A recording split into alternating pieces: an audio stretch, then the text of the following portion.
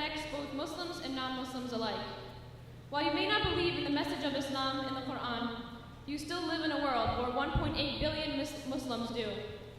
It is a fair question to know the possible threats and issues of the world in which we live.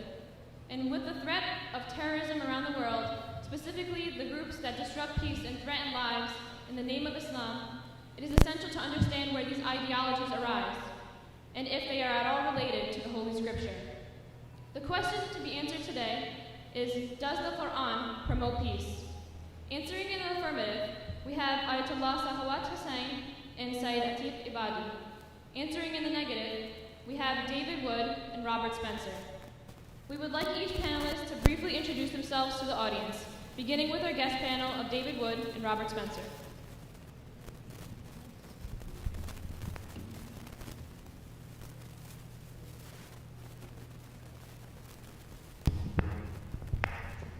Did you just want like, hi, I'm David, or like,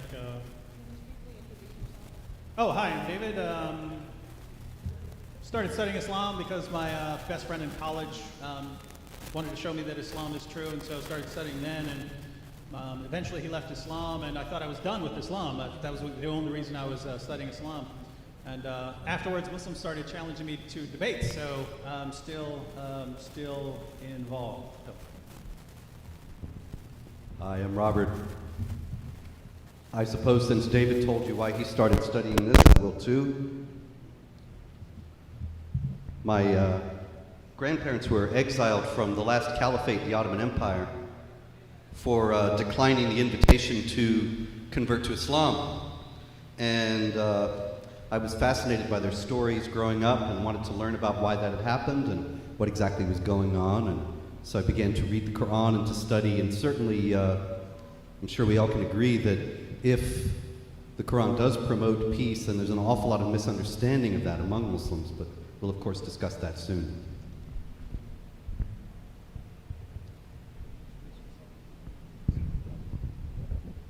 Bismillah ar-Rahman ar-Rahim. This is Dr. Sakhawat Hussain. I am a humble servant of Islam and humble student of Quran. I have been promoting peace, unity among the human beings, particularly the revealed religions. I am graduate of Qum Seminary. Also, I am graduate of Naulakha Church. I studied over there Christianity at Lahore as well as Islam at Qum. Assalamu alaikum wa rahmatullahi wa barakatuh. Good afternoon, ladies and gentlemen, brothers and sisters. My name is Sayyid Atiq Ebady, and I am the Imam and leader of religious services at Mosque of Imam Ali in Pennsauken, New Jersey, and also the head of the Imam Mahdi Interfaith Center here in Philadelphia. Before we begin, our audience should remember that food and refreshments will be available throughout the length of today's program. When leaving or coming back to your seat, please do as quietly as possible. We will begin with 20-minute presentations from both sides, followed by 10-minute rebuttals, a break, a question and answer session, and we will end with closing statements. We will start with 20-minute presentation from each panel. The time of 20 minutes refers to the total presentation time for each panel. David Wood and Robert Spencer will both present for a total of 20 minutes, and Sayyid Atiq will be the sole presenter for his panel for 20 minutes. We ask the audience to please silence and turn off all electronic devices at this time, and please remain silent during the presentations. You may applaud at the end of each presentation. Any interruption from the panelists or the audience will result in time being added to the speaker's presentation. I will indicate the time remaining during each presentation and when the time has ended. We will now ask our guest panel to present for 20 minutes.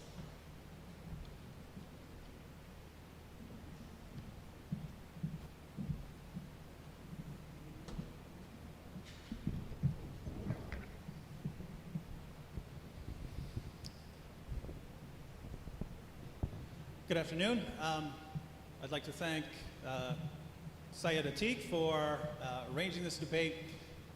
It's becoming increasingly difficult in our time to have open discussions about very difficult topics because people become very quick to start calling each other names and shouting each other down. So it's refreshing to have a Muslim organization actually challenging two handsome geniuses to come in here and argue that the Quran does not promote peace. Unfortunately, the handsome geniuses couldn't make it, so stuck with Robert and me.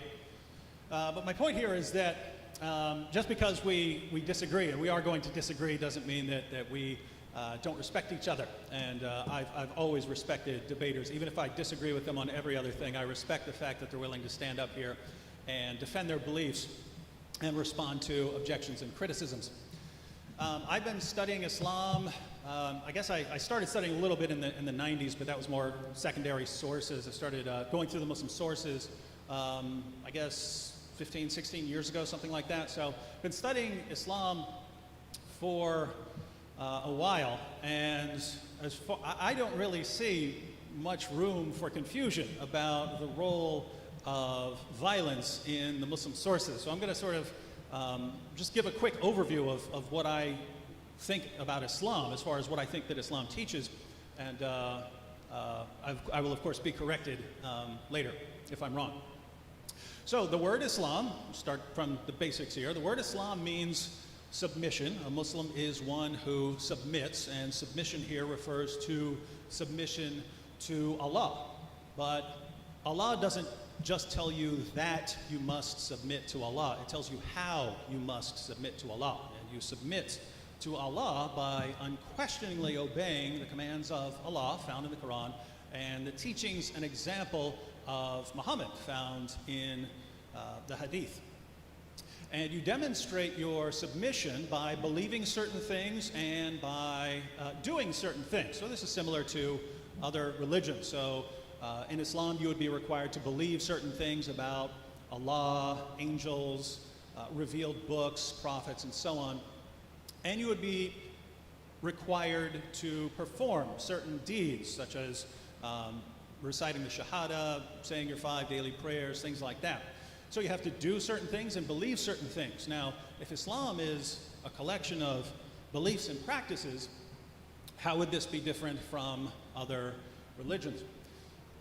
Well, in the Quran, chapter 9, verse 29, for instance, Allah commands Muslims to fight those who do not believe in Allah nor the day of judgment, and those are two of the pillars of, two of the required articles of faith. So it's a command to fight people based on what they believe about certain things. And in the Hadith, Sahih Muslim, number 129, for instance, Muhammad said that he'd been commanded to fight people until they say that there's no God but Allah, until they perform the daily prayers and give the prescribed alms. Notice the practices. He's commanded to fight over the practices. So Allah commands Muslims to fight over the beliefs, and Muhammad commands Muslims to fight over the practices. Hence, jihad, right? That's where jihad, there are different kinds of jihad, but that is an important one of them. People who refuse to submit are to be fought until they submit. Now, I understand that there are lots of Muslims who don't agree with those last few sentences I said about being required to fight, at least in certain circumstances, not in all circumstances, but being required in certain circumstances when the Muslim community is able to fight people based on their beliefs and practices. I understand that there are lots of Muslims who don't agree with that, and so the question is, how do they respond to what Allah and Muhammad said in the Muslim sources? And I see three basic ways of responding. And one of the basic ways of responding is by reinterpreting commands in the Quran. So if you open up something in the Quran and you don't happen to like it, you can interpret it in some other way. Especially if it has something to do with violence. So, chapter 4, verse 34, if you fear rebellion from your wife, you can admonish her, banish her to a separate bed, and beat her. Now, when I ask my Muslim friends, what does that mean? What does it mean by, you could, as a last resort, beat her? They tell me that it means you tap her lightly with a toothbrush on the shoulder to show your displeasure. Now, my Muslim friends seem perfectly satisfied with that as a response, but I'm sitting back there wondering when I hear this, if Allah meant tap them lightly on the shoulder with a toothbrush, why not say tap them lightly on the shoulder with a toothbrush? I mean, there are perfectly good Arabic words for saying that sort of thing. So why say the thing that sounds like it's telling you it's okay to beat your wife. Why say that instead of what you really meant? And that's the problem with this response. Over and over again in the Quran, Allah claims to be perfectly clear in His commandments. So when Allah says something, Allah had all eternity to get that exactly the way He wanted, to say exactly what He was commanding you to do. So when a Muslim comes in and says, yes, what Allah said was this, but He really meant something else, it sounds like you're claiming to be more clear than Allah in His perfectly clear word. And that sounds somewhat strange to me, and it sounds strange to many Muslims. So that's one way of responding, and the problem I see with it. The next way of responding is what I call the context defense. Namely that, yes, you can look at verses of the Quran and they sound violent, but if you look at the surrounding verses, you'll see that it's not violent at all, or it's promoting just fighting and self-defense. And just to be clear, I'm a big fan of context. You can distort any book, the Quran or any other book, by ripping words out of context. You can distort my words right now by taking something I just said, completely ripping it out of context and making it sound like I said something else. So it is a correct criticism that context is important. And there are verses where this is perfectly relevant. When people point out chapter 2, verse 191 of the Quran, slay them wherever you find them, it is relevant to point out that a verse earlier, Allah refers to fighting people who are fighting you. So that there's an ongoing fight. It's not talking about just walking out and killing someone in the street outside this church, for instance. So context is relevant, passages like that. The problem is there are other places in the Quran where you can read the context all day long, and you can look at the literary context, that's the verses that come around it. You can look at the historical context, and the verse turns out to mean exactly what it sounds like it means. Fight those who do not believe in Allah or the last day is one of those verses. There's nothing in the context about people attacking you. Nothing historical or literary context, nothing about anyone attacking you. It's about fighting people based on what they believe. So the context doesn't help here. And the third basic response is for Muslims to go to passages of the Quran which do say something peaceful. So if you're a Muslim and someone disagrees with you, you are to say, to you be your religion and to me be my religion. Well, that sounds peaceful. There's no compulsion in religion. That sounds peaceful. Those sound good. Now, what's the problem here? Well, the problem here is those are not sort of the final marching orders of Allah or Muhammad. When we go to the life of Muhammad, we see a pattern emerge. And it's the same pattern we find in the Quran. It's the same pattern we find in the Hadith. Namely, that when Muhammad was completely outnumbered in Mecca, and any sort of confrontation with the unbelievers, any sort of physical fighting could have resulted in the Muslim community just being wiped out, Muslims were told to preach a message of peace and tolerance. Don't even fight. Don't fight even in self-defense. Later, Muslims left Mecca, went to Medina, and were able to form some alliances, had a lot more people on their side. And then the message changed to fight those who fight you. That's when you're fighting people, but the other people have to start the fighting. And so here you have what's called defensive jihad. You fight jihad, but it's for defensive purposes. The other groups have to do something to start it. But those are not the final marching orders. There is a later period when Muslims have the dominant position in society. They have the upper hand. They have the most and the strongest community. And that's when the commands change from fight those who fight you to fight those who do not believe. Now you have the subjugation of non-Muslims and non-Muslim groups.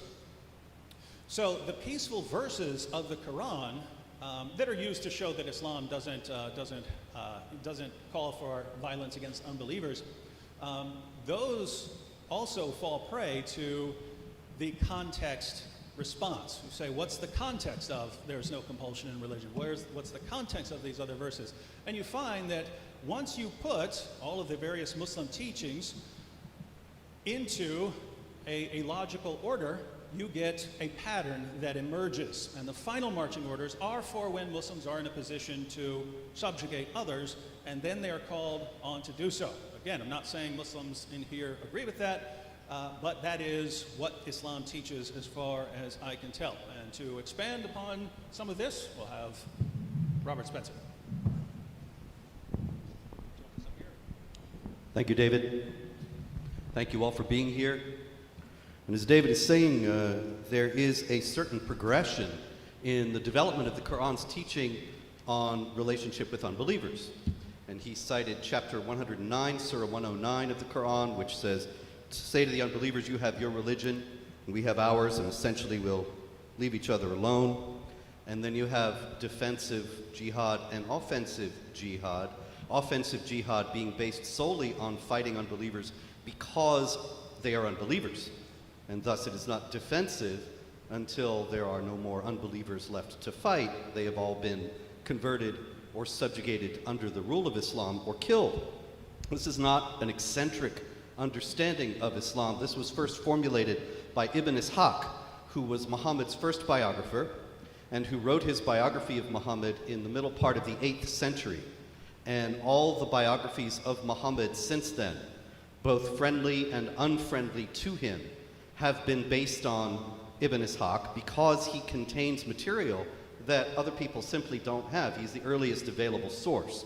And he was aware, as many of the early Muslims were aware, that there was a certain discrepancy in the Quran's teaching on jihad and on the relationship with unbelievers. Sometimes it was saying you get along with them and coexist and speak to them more eloquent words than they are speaking to you and so on. And other times it's saying go to war. And so he explained that there was a progression from tolerance to defensive jihad to offensive jihad as the final stage. And this was based on the idea in the Quran that the different surahs from Mecca and from Medina, Mecca being the first part of Muhammad's prophetic career when he was based in Mecca and was a preacher of religious ideas without any political or military power, and Medina later being where he settled and became a military and political leader as well as a religious one, that the Medinan verses coming chronologically later cancel out or supersede or have a superior authority to the verses from Mecca. This doesn't, of course, mean that anything is taken out of the Quran or blotted out altogether. It's a matter of, as generally the Islamic scholars have explained, it is starting with Ibn Ishaq and going up through Ibn Qayyim and Ibn Kathir and the Tafsir al-Jalalain, which is one of the mainstream commentaries on the Quran, of course, among Sunni Muslims, and all the way up to the 20th century. You have the idea based on chapter 2, verse 106 of the Quran, whenever we abrogate a verse or cause it to be forgotten, we will supply one that is just as good or better.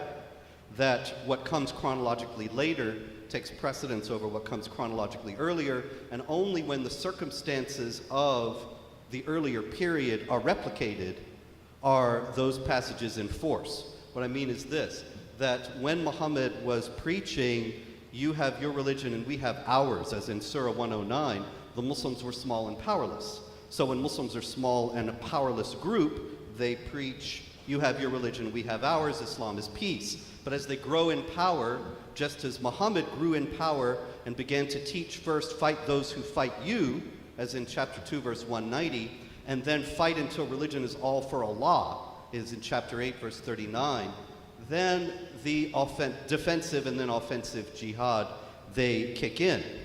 Now I should also add, just to make sure that we understand each other at this point, that many people will say, no, jihad is spiritual altogether.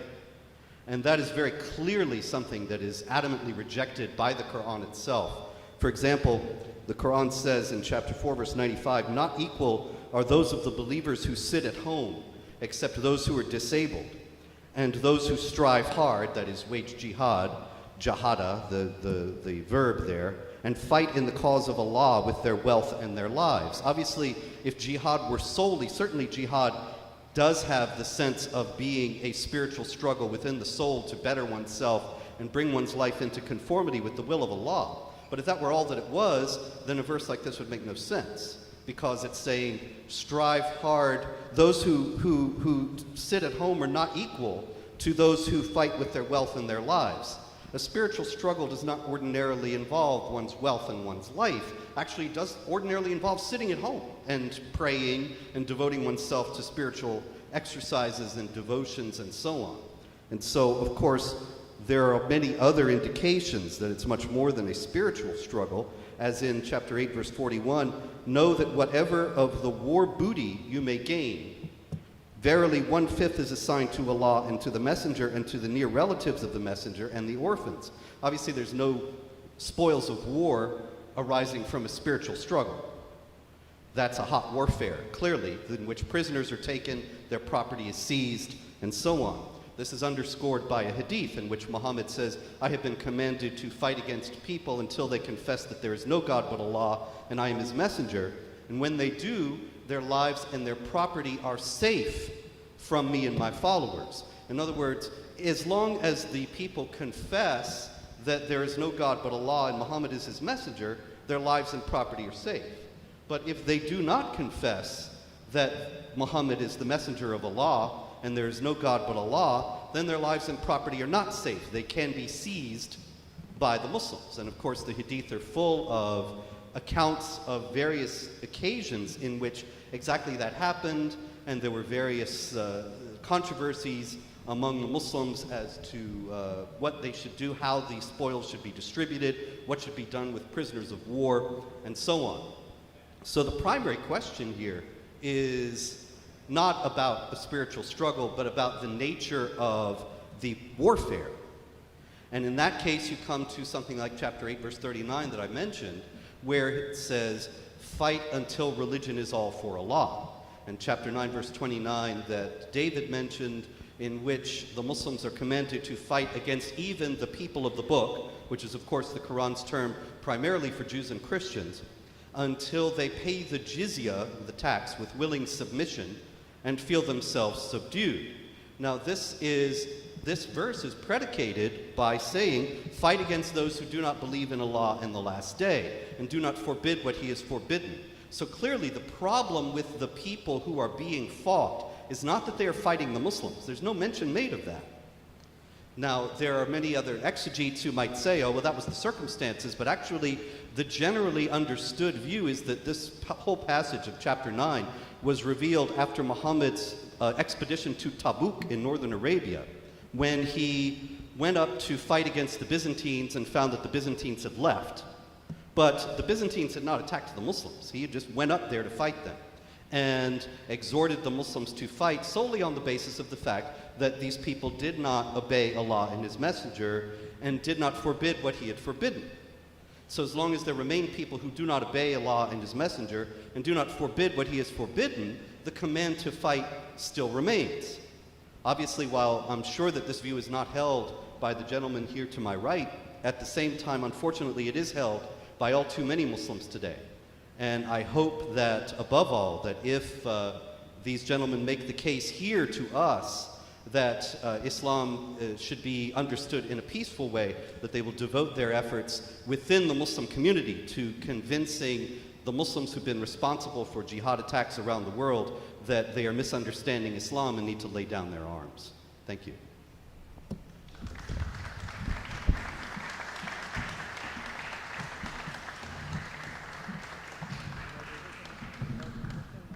Thank you.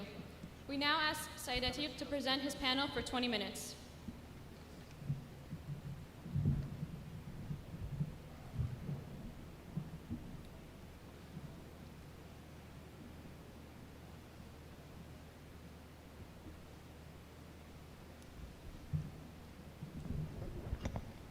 أعوذ بالله من الشيطان الرجيم بسم الله الرحمن الرحيم الحمد لله رب العالمين والصلاة والسلام على سيدنا محمد وآله الطاهرين صل على محمد وآل محمد السلام عليكم ورحمة الله وبركاته. My beloved brothers and sisters, ladies and gentlemen, respected clergy, both on the panel and in the audience, and our respected guests who have graciously accepted our invitation to come and have this discussion with us, we thank you very much, and especially we thank the organizers of Berean Presbyterian Church for allowing us to have this discussion here today. Our debate question is, does the Quran promote peace?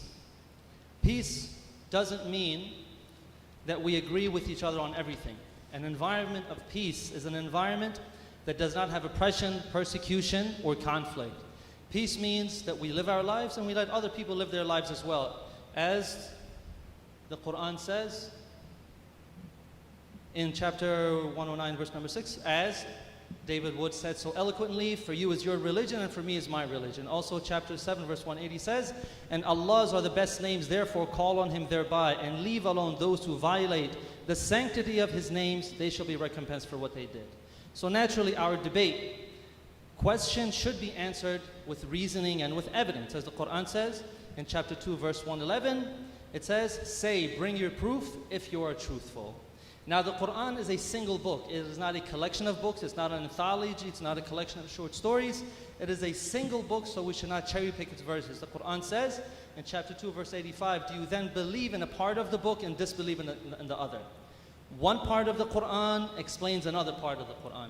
We also cannot overlook the meanings of words or phrases. Translations into languages other than Arabic are sufficient for understanding the basics of Islam and for a person to be a good Muslim.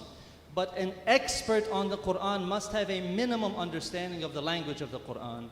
And what Muslims believe, what Muslims say or they do is not evidence. Whatever contradicts the Quran is not evidence in our debate. And we cannot interpret the Quran according to our own biases or our own limitations. We must allow the Quran to speak for itself. And also we may use hadith as evidence. Hadith are accounts of what people saw or heard from Prophet Muhammad.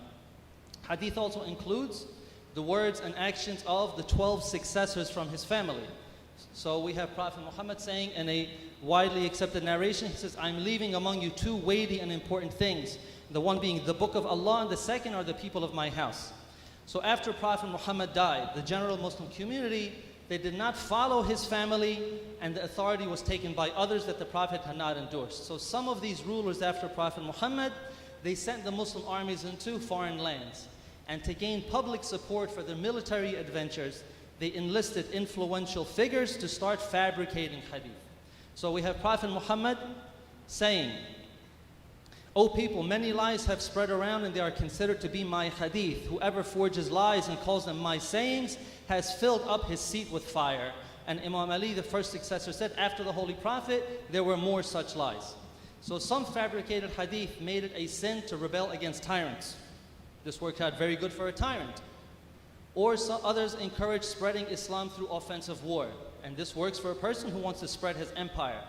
Now Prophet Muhammad has said that if a hadith agrees with the Quran, you should accept it. But if it contradicts the Quran, then you reject it. So the Quran presents Prophet Muhammad as a warner, as a reminder, as a guide, as a mercy to the world, but never introduces him as one who brings war. Prophet Muhammad has said that God has said, woe upon those who treacherously use religion for their worldly goals and fight those who command people to yield to justice. Woe upon those among whom the believers live frightened and hide their belief. This saying perfectly demonstrates what ISIS does today. Or he said, Allah has cursed the one who kills someone other than the one who tries to kill him, or strikes against someone other than the one who tries to strike him. And he said, a believer spending days and nights with suffering from the losses of his loved ones is better than his spending days and nights in the state of war. We seek protection from Allah against war. A man asked the 6th Imam, as we believe there are 12 Imams after Prophet Muhammad, asked the 6th Imam, I mobilized and faced the disbelievers. Should I fight them before calling them to Allah?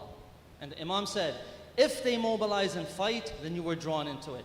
But if they are people who have not mobilized and had not fought, you can do nothing but invite them to Allah. A man, in another narration, had acquired a sword and a horse, and people asked the 8th Imam what that man should do. And the Imam said, he should serve as a guard, but he must not fight.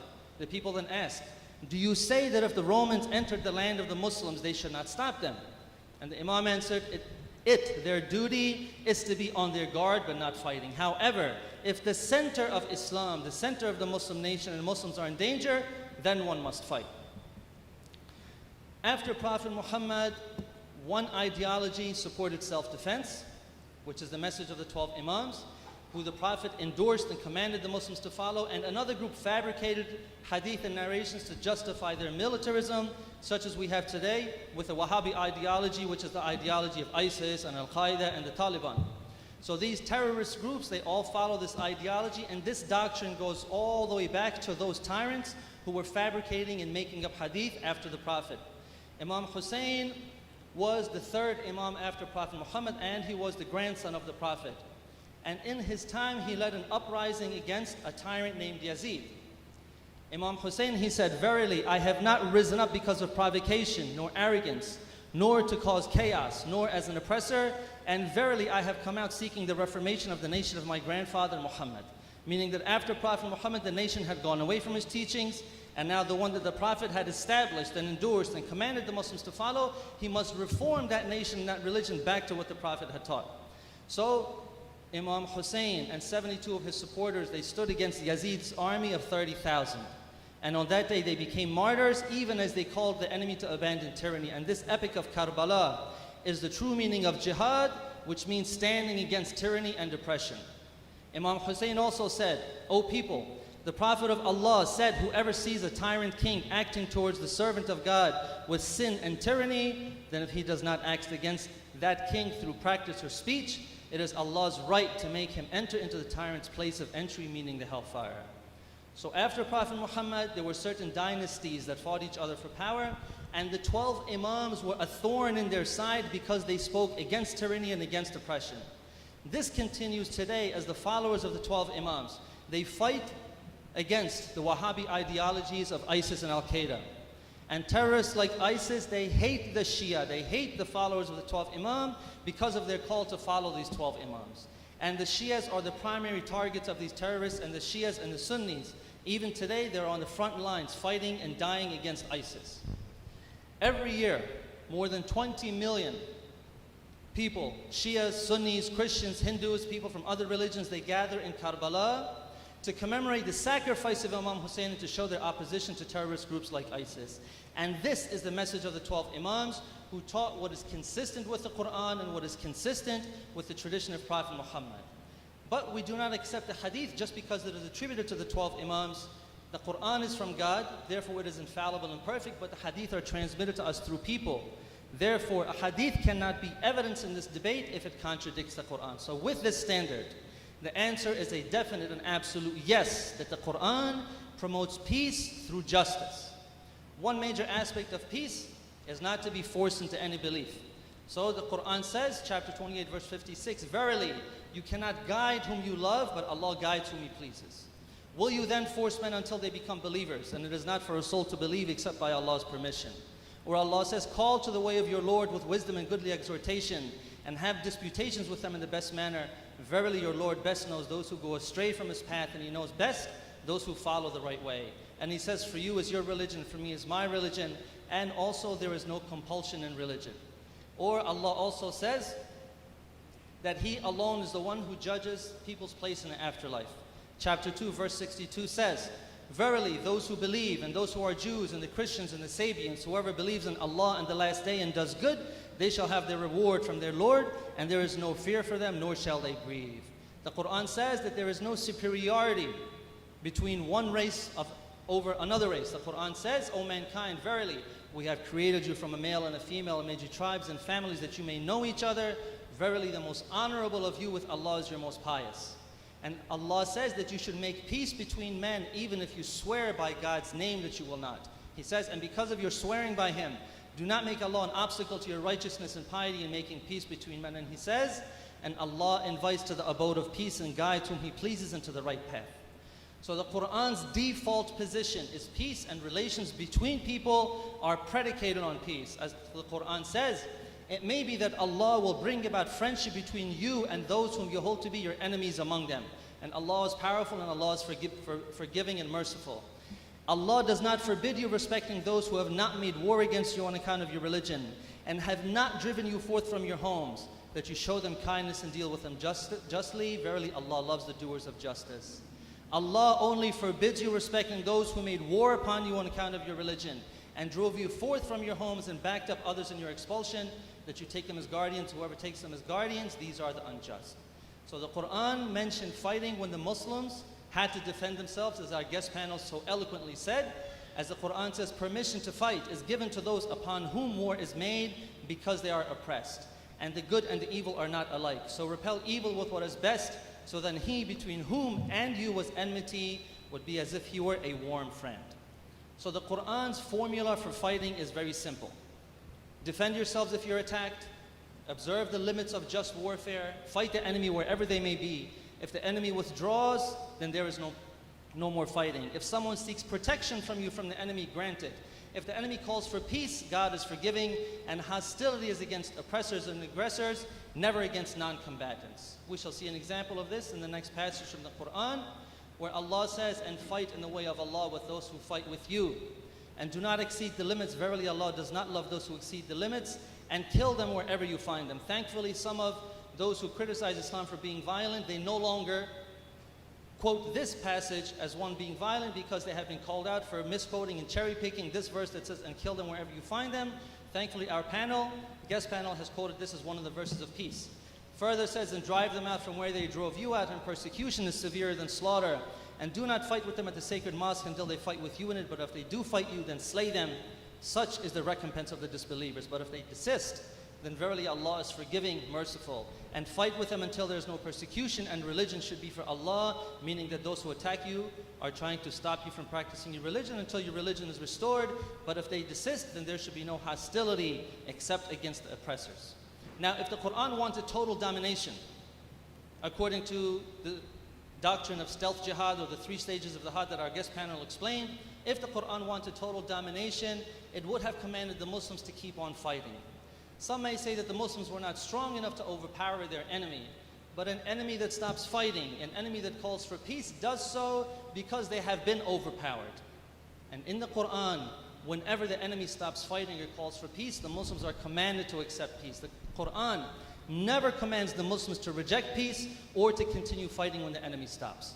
The Quran says in chapter 9, verses 3 to 13, and this is what some people ominously call the verse of the sword.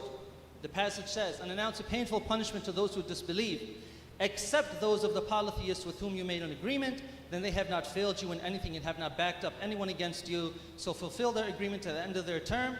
Verily Allah loves those who are careful of their duties. So there was a peace treaty between the polytheists of Mecca and the Muslims, and the polytheists of Mecca violently broke that treaty by killing some of the Muslims. It continues. So when the sacred months have passed, then slay the polytheists wherever you find them, and take them captives, and besiege them, and lie in wait for them in every ambush. Every one of these is an example of a tactic of warfare that every nation uses. This is standard tactics of war. Then it says, then if they repent and keep up prayer and pay the poor rate, leave their way free to them. Verily Allah is forgiving and merciful. So those who join the Muslims are forgiven. And if one of the polytheists seeks protection from you, grant him protection until he hears the word of Allah. Not that he becomes forced to convert. Until he hears the word, then make him attain his place of safety. This is because there are people who do not know. How can there be an agreement for the idolaters with Allah and with His Messenger, except those with whom you made an agreement at the sacred mosque? So as long as they are true to you, be true to them. Verily Allah loves those who are careful of their duty. So it means keep peace with those who keep peace with you. It continues, how can it be, while if they prevail against you, they would not pay regard in your case to ties of relationship, nor those of covenant. They please you with their mouths, while their hearts do not consent, and most of them are transgressors. They have taken a small price for Allah's communications, so they turn away from His way. Verily evil is it that they do. They do not pay regard to ties of relationship, nor those of covenant in the case of a believer, and these are they who go beyond the limits. But if they repent and keep up prayer and they pay the poor rate, they are your brethren in faith, and we make the communications clear for a people who know.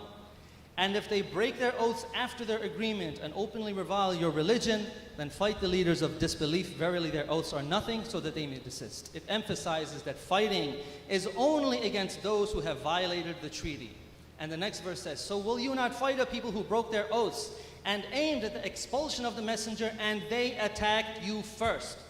Do you fear them? But Allah is most deserving that you should fear Him if you are believers. So this verse, chapter 9, verse 5, which is called the verse of the sword, is used against the Quran, is used against Islam to try to show that it is a violent religion, that it says to go kill people just because they're of a different religion. But the context obviously shows that this is absolutely not the case. Now the Quran says in verse 929, which is another verse that is famously quoted by the anti-Islam movement, it says, fight those who do not believe in Allah, nor in the last day, nor do they prohibit what Allah and His Messenger have made sacred, nor follow the religion of truth from those who have been given the book, until they pay the tax and acknowledgement of superiority, and they are in a state of subjection. So we should make a point here. In Islam, there are two categories of things that are forbidden. Some things are forbidden like pork, and other things are what we call sacred like human life. So if I am starving, I can eat pork to save my life. But if I'm starving and someone won't give me his food, I cannot kill that person to take his food. This is the difference between what is forbidden and what is sacred. And this verse is talking about those things that are sacred. The terminology, حَرَّمَ اللَّهُ وَمَا يُحَرِّمُونَ حَرَّمَ اللَّهُ, this terminology, حَرَّمَ اللَّهُ, is only used in the Quran to refer to things that God has made sacred. By attaching the holy name of Allah to the prohibition, God emphasizes its sanctity. Verse 937 also mentions this terminology, حَرَّمَ اللَّهُ, to refer to the sanctity of the sacred months in which killing and fighting are forbidden. And there are three other places where this terminology, حَرَّمَ اللَّهُ, is used. And there are the last three verses mentioned here, which have almost exactly the same wording. And do not kill the soul that Allah has forbidden. حَرَّمَ اللَّهُ. Allah has forbidden that life to be killed, except in the requirements of justice. And all three have exactly the same wording. If this referred to all forbidden things, as our guest panel has said, that Muslims are fighting these non-believers just because they are non-believers, then the Prophet himself would have fought all of the Jews and Christians who were near him, but he did not. This did not happen. Verse 929 refers to the sanctity of human life. It calls for retaliation against those who commonly take human life like terrorists, those who do not respect the sanctity of life. And the verse is not referring to all Jews and Christians. It's not referring to all Jewish and Christian communities, but because it clarifies it by the word min, which means from. So you'll see whenever the Quran mentions disbelievers and people of the book, meaning Jews and Christians in the same sentence, إِنَّ الَّذِينَ كَفَرُوا مِنْ أَهْلِ الْكِتَابِ. Verily the disbelievers from the people of the book, not all of the people of the book. So only those communities who violate the sanctity of human life, they are the ones to be fought. And after their defeat, they are not released to go out and continue what they're doing without consequence, but they fall under the guardianship of the Muslims. Under the guardianship of the Muslims, their rights and their duties will be exactly the same as the Muslims, except that they pay a tax called the jizya, but they do not pay the zakat and the khums that the Muslims pay, and they are not required to perform military service. So verse 929 does not abrogate previous verses, but falls completely in harmony with them. The violent verses in the Quran do not abrogate the peaceful verses, because violent verses do not exist in the Quran. A violent verse would say, you used to fight in self-defense, but now you must attack first. But no such verse exists in the Quran. And abrogation does not change what is sacred and does not change what is forbidden absolutely. Human life is sacred, and killing an innocent person is always forbidden. A life can only be taken in retaliation for murder or terrorism, as the Quran says, for this reason did we prescribe to the children of Israel that whoever kills a soul, unless it be for manslaughter or for mischief in the land, it is as though he killed all men. Whoever keeps it alive, it is as though he kept alive all men. So it becomes very clear that these two verses, which are two of the strongest verses, or probably the strongest verses that the anti-Islam movement uses to try to show that the Quran is a violent book, absolutely has nothing to do with aggressive warfare or offensive violence. It is defensive. It is protecting the oppressed. Does the Quran promote peace? The only answer supported by reasoning and evidence is yes, the Quran promotes peace through justice. And this is emphasized by the verse that our guest panelist, our respected Robert Spencer, just read for as an example of the Quran being violent. He quoted 839. He said, fight with them until the religion should only be for Allah. But the verse says, and fight with them until there's no more persecution. And religion should only be for Allah. But if they stop fighting, then surely Allah sees what they do. Wassalamu alaikum wa rahmatullahi wa barakatuh.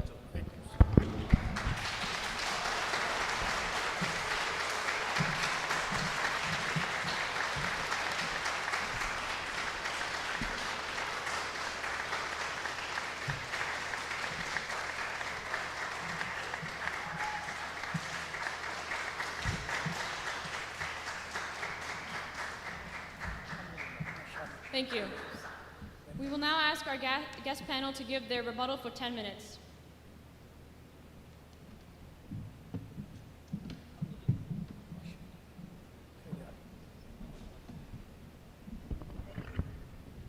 Let me start with that last verse mentioned. Chapter 5, verse 32 of the Quran, just to give you an example of what I'm referring to.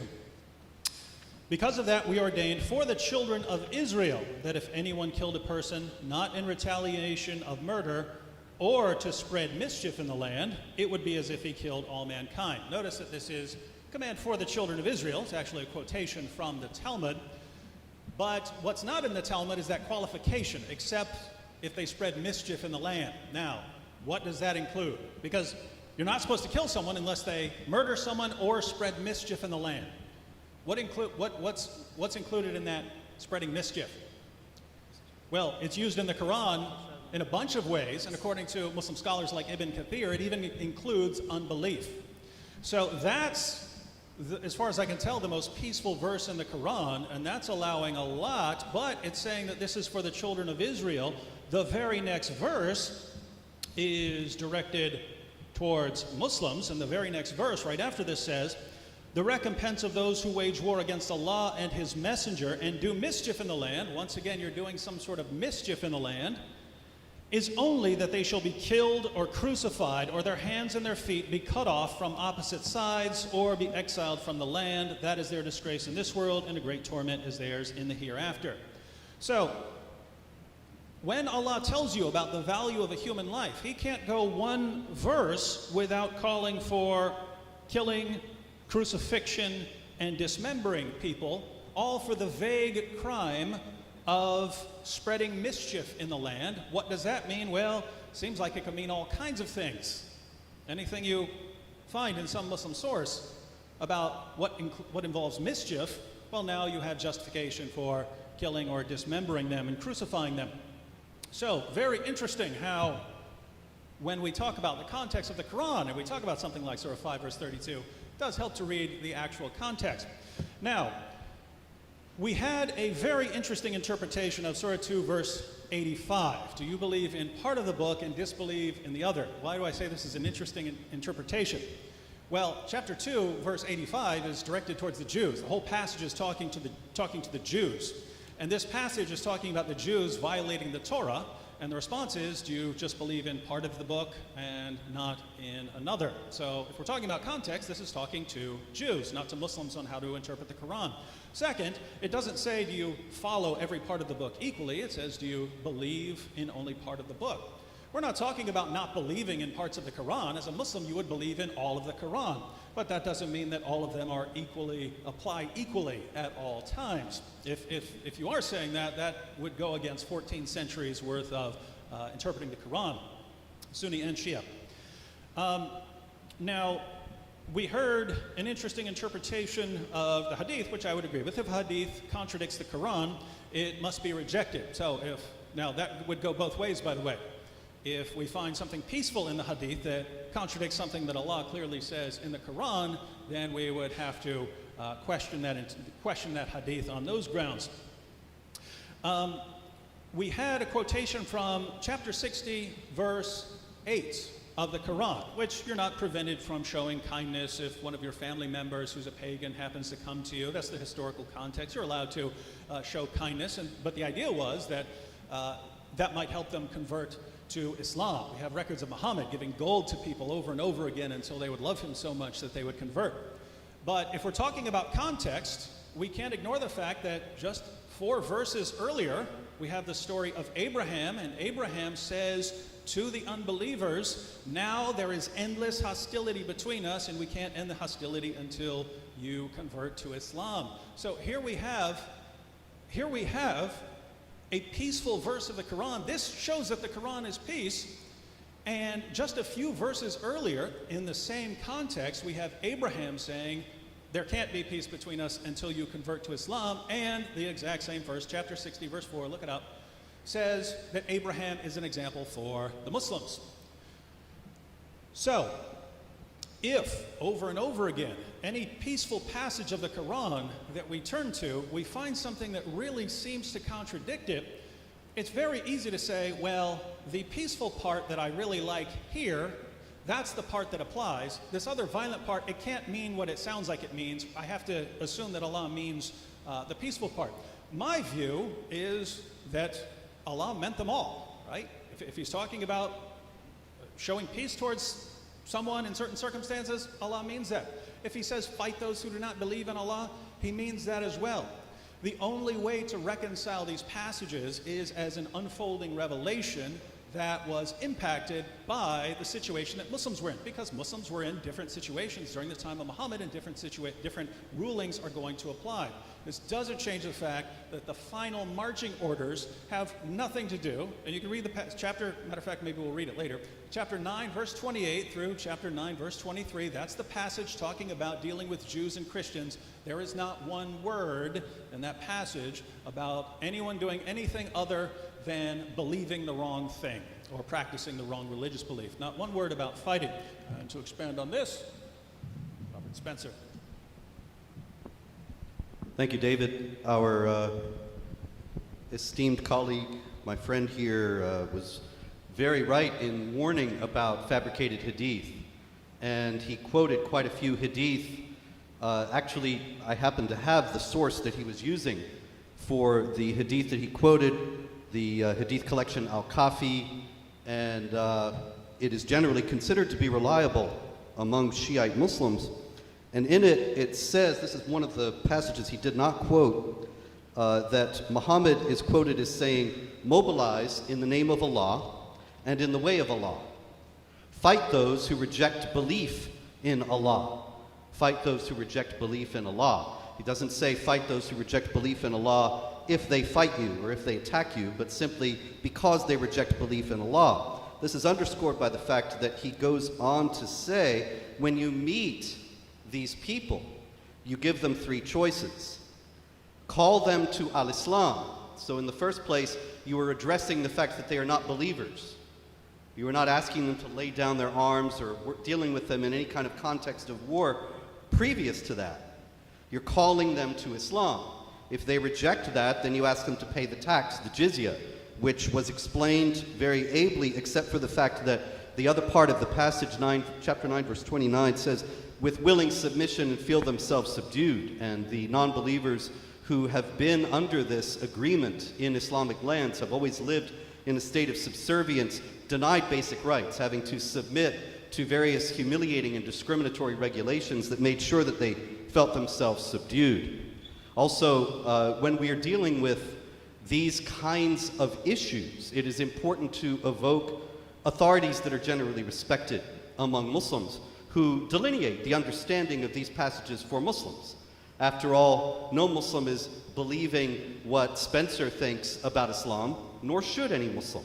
But if you were a Shiite, then of course the Ayatollah Khomeini is a highly respected figure, somebody who devoted his life to understanding Islam properly, somebody who was revered in the Islamic Republic of Iran and worldwide among Shia for his knowledge of Islam.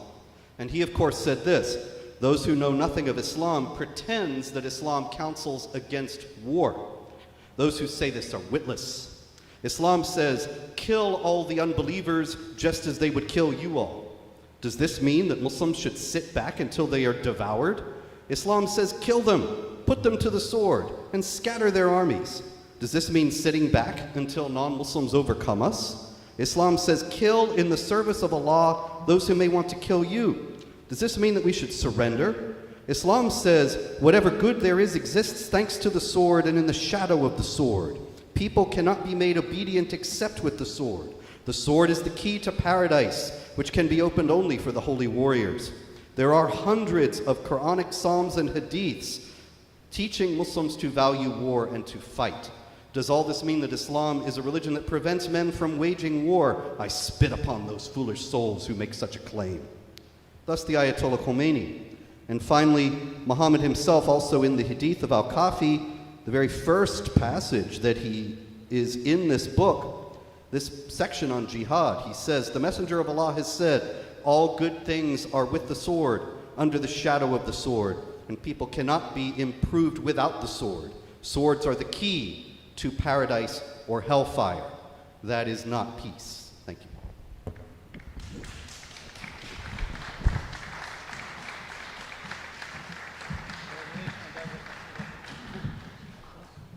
Thank you. And now Saeed Atiq will give a 10-minute rebuttal for his panel.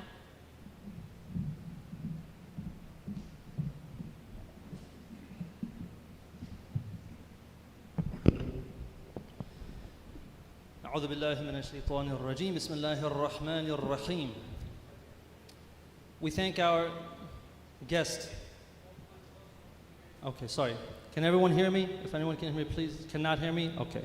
So we thank our panel for quoting a verse for us in support of our argument.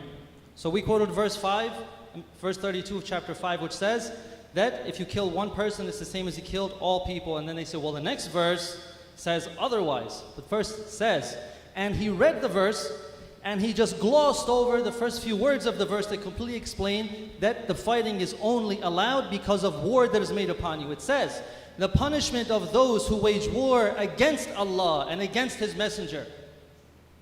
What do you do with someone who wages war against you? Do you sit back and you ask them to please stop? Or do you have to defend yourself and act justice upon them until there's no more persecution? So we thank our guests for that. And it's a strike and a miss for every single verse that the anti-Islam movement tries to cite as evidence for the Quran being violent. It has never been proven that any of the verses are violent except by cherry picking or interpreting in a way other than how the Prophet has said to interpret the verses. And cherry picking hadith does not work either. Because if the hadith contradicts the Quran, then we don't accept it. That's plain and simple. We never said that the hadith collections are 100% correct. We say that they contain correct hadith, authentic hadith, and fabricated hadith. So thank you for reciting for us a hadith that we do not accept. So the methodology of the anti-Islam movement has a number of steps. Number one is to cherry pick verses to present the Quran as violent, like verse 489. If you were to read the entire context of that verse, you would see it has nothing to do with offensive warfare. When the context is shown to be peaceful, you just jump to another verse. When there are no more verses left to cherry pick, they say that violent verses abrogated the peaceful ones. When it's shown that violent verses do not exist, well, let me go and cite a violent hadith. When the hadith is shown to contradict the Quran, then they go and cite a scholar whose opinion agrees with them. When the opinion is shown to be inconsistent with the Quran, or that it is not really saying what they say it says, then they cite Muslim rulers who invaded non-Muslim countries. When it's shown that these rulers acted against the Quran, then they try to link the Quran to Muslim terrorists. When it's shown that terrorists violate the Quran's teachings, they link the Quran to policies of Muslim majority countries. When it's shown that those countries do not operate according to the Quran, they attribute cultural practices to Islam. When it's shown that culture is not a source of Islamic teaching, they proclaim disbelief and shock at how so many Muslims could misunderstand the Quran. When it's shown that their disbelief is irrelevant because saying, oh my God, does not count as evidence, they claim that Muslims are lying through the doctrine of taqiyya. When it is shown that taqiyya does not apply, they cherry pick a verse and start this cycle all over again. So the anti-Islam movement associates the Quran with what they call stealth jihad. And one of our respected guest panelists, Robert Spencer, has a website called jihadwatch.org, and I encourage all the brothers and sisters to go and read his material and see his videos. And you will see where things are cherry-picked and misinterpreted. So the first thing says, the first step of this stealth jihad is to call for peace when the Muslims are weak. The second is to defend yourself when you're capable of defending yourself. And the third is to spread Islam by violence when the Muslims are strong. So stealth jihad only works if the Quran allows aggression. But as we have seen from every verse that we have quoted and that they have quoted, we have shown that the context completely and utterly shows otherwise. Either the context shows otherwise, or the meaning of the verse that they don't interpret properly because either they haven't read the proper interpretation or they don't understand the Arabic well enough. It shows that it is not dealing with attacking people offensively. So since the Quran doesn't allow stealth jihad, then the very idea of stealth jihad is anti-Quran. And they also rely on the concept of abrogation, which means to repeal or cancel. They say that violent verses came after the peaceful verses, so the violent verses abrogated the peaceful ones. But for this to work, the violent verses must exist in the first place. Since the Quran only allows self-defense. There's no abrogation of peaceful verses. So stealth jihad, or this three-step process of jihad, has no place whatsoever in the Quran. Even when the Muslims are called to self-defense, the Muslims must not cross the boundaries of ethical warfare, as we explained earlier in chapter 2, verse 190, and fight in the way of Allah with those who fight with you and do not exceed the limits.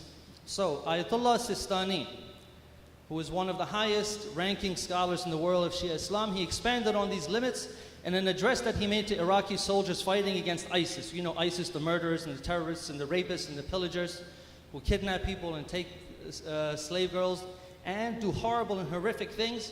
When the Muslims went to fight against them, these are the instructions from Ayatollah Sistani.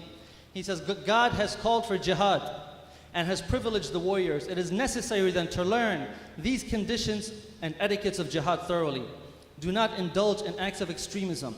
Do not disrespect dead corpses. Do not resort to deceit. Do not kill an elder, a child, or a woman. Be attentive to the sanctity of the human souls. Be attentive to the sanctity of the lives of those who do not fight, such as the weak, the children, the women, even from families of those who fight with you. Do not accuse others of blasphemy, which could then lead to their death. Never inflict harm on non-Muslims, regardless of their religion and sect.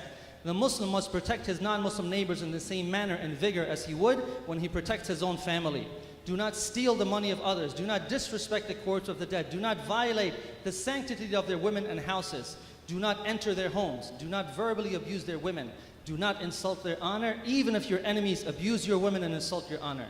Do not deprive any people who do not fight you of their rights. Know that most of those who fight you are victims who have been led astray by others.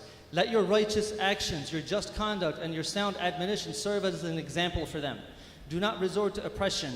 It may be the case that when you adhere to good conduct and discipline, you suffer losses. Nevertheless, this is more spiritually rewarding. Show compassion towards them like you do with your own. Remember God at all times, and remember that one day you will stand before Him. Strive to act in the same righteous manner as the Prophet and his descendants in times of war and peace. Do not perform an action that will be the cause of your spiritual destruction. Unite, come together, and overlook your differences. Everyone must let go of sentiments which carry hatred and bigotry. So, they also quote what is called taqiyya. Taqiyya, as we said, means hiding one's faith to avoid death, injury, or property, or loss of property.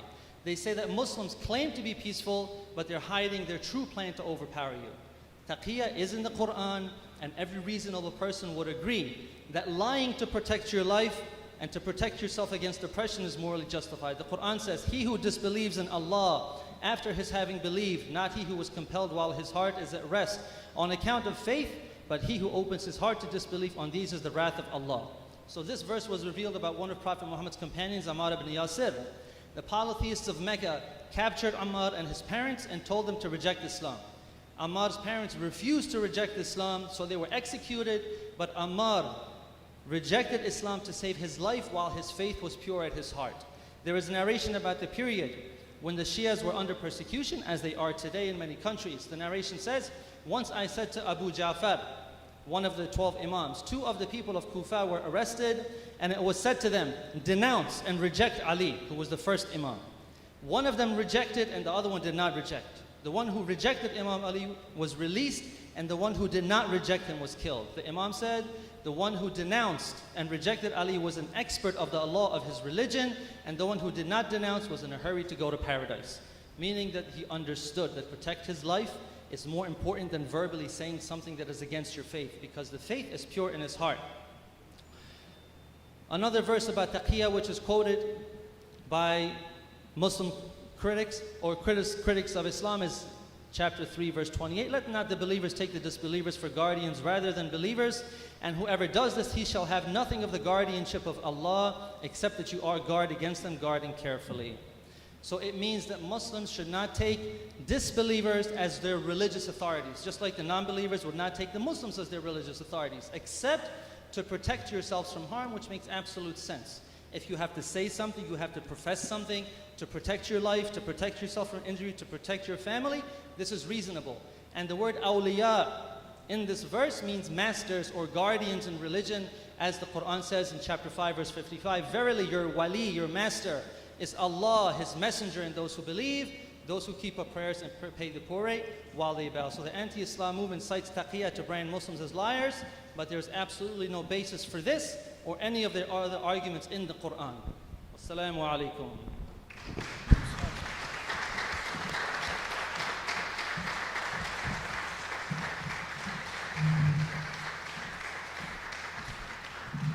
We thank both panels for their presentations. We will now have a 20-minute break followed by a question and answer session. We recommend that the audience use this time to prepare questions for either panel. Note cards and pens will be distributed. Please indicate which panel your question is which panel your question is for, and please be concise, and questions should be related only to today's topic. Return your question cards to any of the volunteers circulating around, and we will reconvene in 20 minutes. And we ask all audience members to be in their seats so that we can begin promptly. Thank you.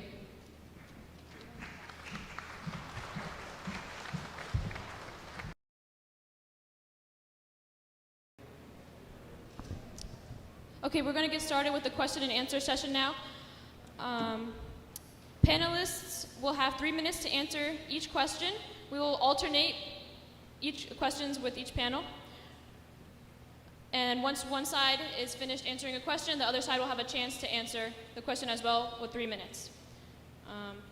I will indicate when there are 15 seconds left for an answer, and we ask that there be no applause during the question and answer so we can get through as many questions as possible before we have to start closing statements. So for the first question is for our guest panelists, and it says, if the majority of Muslims are nonviolent and one splinter group, i.e. ISIS or Al-Qaeda,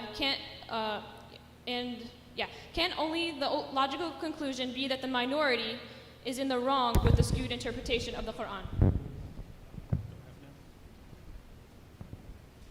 Well, as far as Islam is concerned, and this will be the same with anything else, it wouldn't matter if every Muslim in the world were the most peaceful person in the world. That would not change what Allah and Muhammad said 1,400 years ago, or if every Muslim in the world were a terrorist. That would not change what Allah and Muhammad said 14 centuries ago. So Islam is defined by Allah and Muhammad in the Quran and the Hadith. It's not determined by majority vote today. If I said, well, lots of Christians are mean, so Jesus didn't teach love your enemies. What Christians do has no impact on what Jesus did. They're not building time machines and going back and changing the teachings. And so if we're talking about what Islam teaches, then we don't look to what Muslims are doing, although it's certainly relevant and might spur our interest to go and look at what Islam teaches. But I do object to the claim that it's only one tiny little splinter group. Did you want to comment on that, Robert? Yeah, actually, there's ISIS, there's Al-Qaeda, there's Boko Haram, there's Abu Sayyaf, there is Jamaat Islami, there is Hezbollah and Hamas. There are armed jihad groups all over the world, on every inhabited continent, and they all point to the Quran and the teachings of Muhammad to justify what they do. One question we would have is if this understanding of Islam, represented by what we've heard today from the other side, is the correct one, then why is it that so many Muslims don't get it? 30,000 Muslims from around the world believed in ISIS enough to go from their countries, from 100 different countries around the world, to join ISIS in Iraq and Syria. Why is it that they were not taught properly? Why is it that they're in their local mosques and from their parents who were Muslims, they didn't learn the true peaceful Islam? Why is it that Islam has failed so spectacularly to communicate this message of peace to so many tens of thousands of Muslims worldwide? Why is it that all these people who misunderstand Islam misunderstand it in the same exact way as to think that it mandates warfare against unbelievers, and that you can find Muslims waging war against unbelievers throughout the history of Islam? These are questions that actually show that the idea that Islam teaches peace is based on a very weak reed that has no foundation in Islamic tradition. Or otherwise we would see large-scale movements not just not joining ISIS, but actively fighting against it. And yet Muslims against ISIS groups and demonstrations have always gotten like 25 or 50 people, whereas demonstrations against cartoons of Muhammad or things like that get tens of thousands.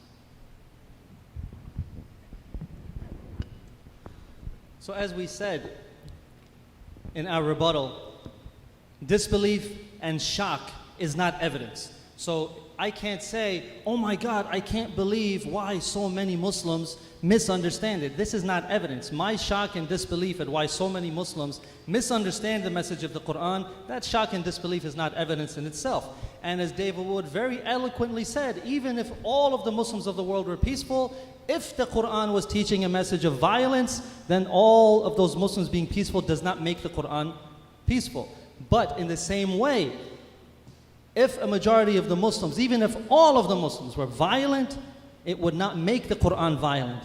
The religion is separate by itself in one side, and the people and what they do is completely something else on the other side, and this goes for any religion. What Christians or Muslims or people of any religion have done in the past is not a reflection of the religion itself. The religion is completely separate. So we do not say that just because the majority or a minority of people do something that is what determines what the scripture teaches. No. Truth is not determined by the majority. Truth stands by itself no matter how many people believe it. So as we said, there is absolutely no verses of violence whatsoever in the Quran, and all of the verses that they have constantly been quoting. For example, one of the verses that is famously quoted as being a verse of violence is chapter 4, verse 89. Which says, they desired that you should disbelieve as they have disbelieved, so that you may all be alike. Therefore take not from them guardians until they fly in Allah's way, but if they turn back, then seize them and kill them wherever you find them. So they quote this verse, they cherry pick it, but they do not read the verses before which say, and what reason do you have that you should not fight in the way of Allah and of the weak among the men and the women and the children, those who cry out and say, our Lord, cause us to go forth from this town whose people are oppressors, and give us from yourself a guardian, and give us from yourself a helper. So the first verse says there's people being oppressed and they're crying to you for help. Why don't you go and help them? Then the verse says go and fight them. And then the verses afterwards, just as the passages before, they qualify and they limit. It says do not cross the limits. If they ask for peace, you respect that. But if they do not ask for peace, then you fight for justice. 40 seconds.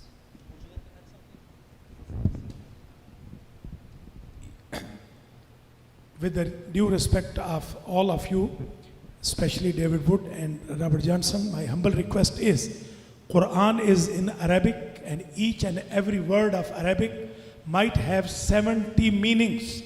So this is very important to learn. Hebrews words, they do not have 70 meanings.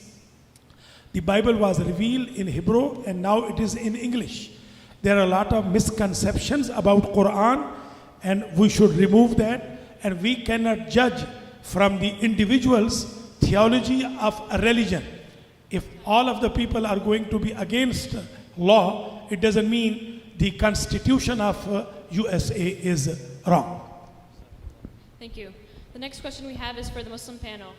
Can you offer a coherent Quranic understanding of what it means for someone to perform mischief, as mentioned in the Quran ayah?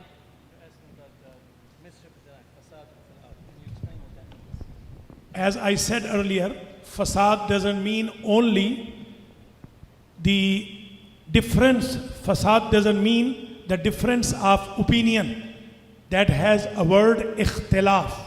Fasad mean to create something wrong which causes the terrorism, وَقَاتِلُوهُمْ حَتَّى لَا تَكُونَ فِتْنَةً. Fitna, al-fitnatu akbaru min al-qatl.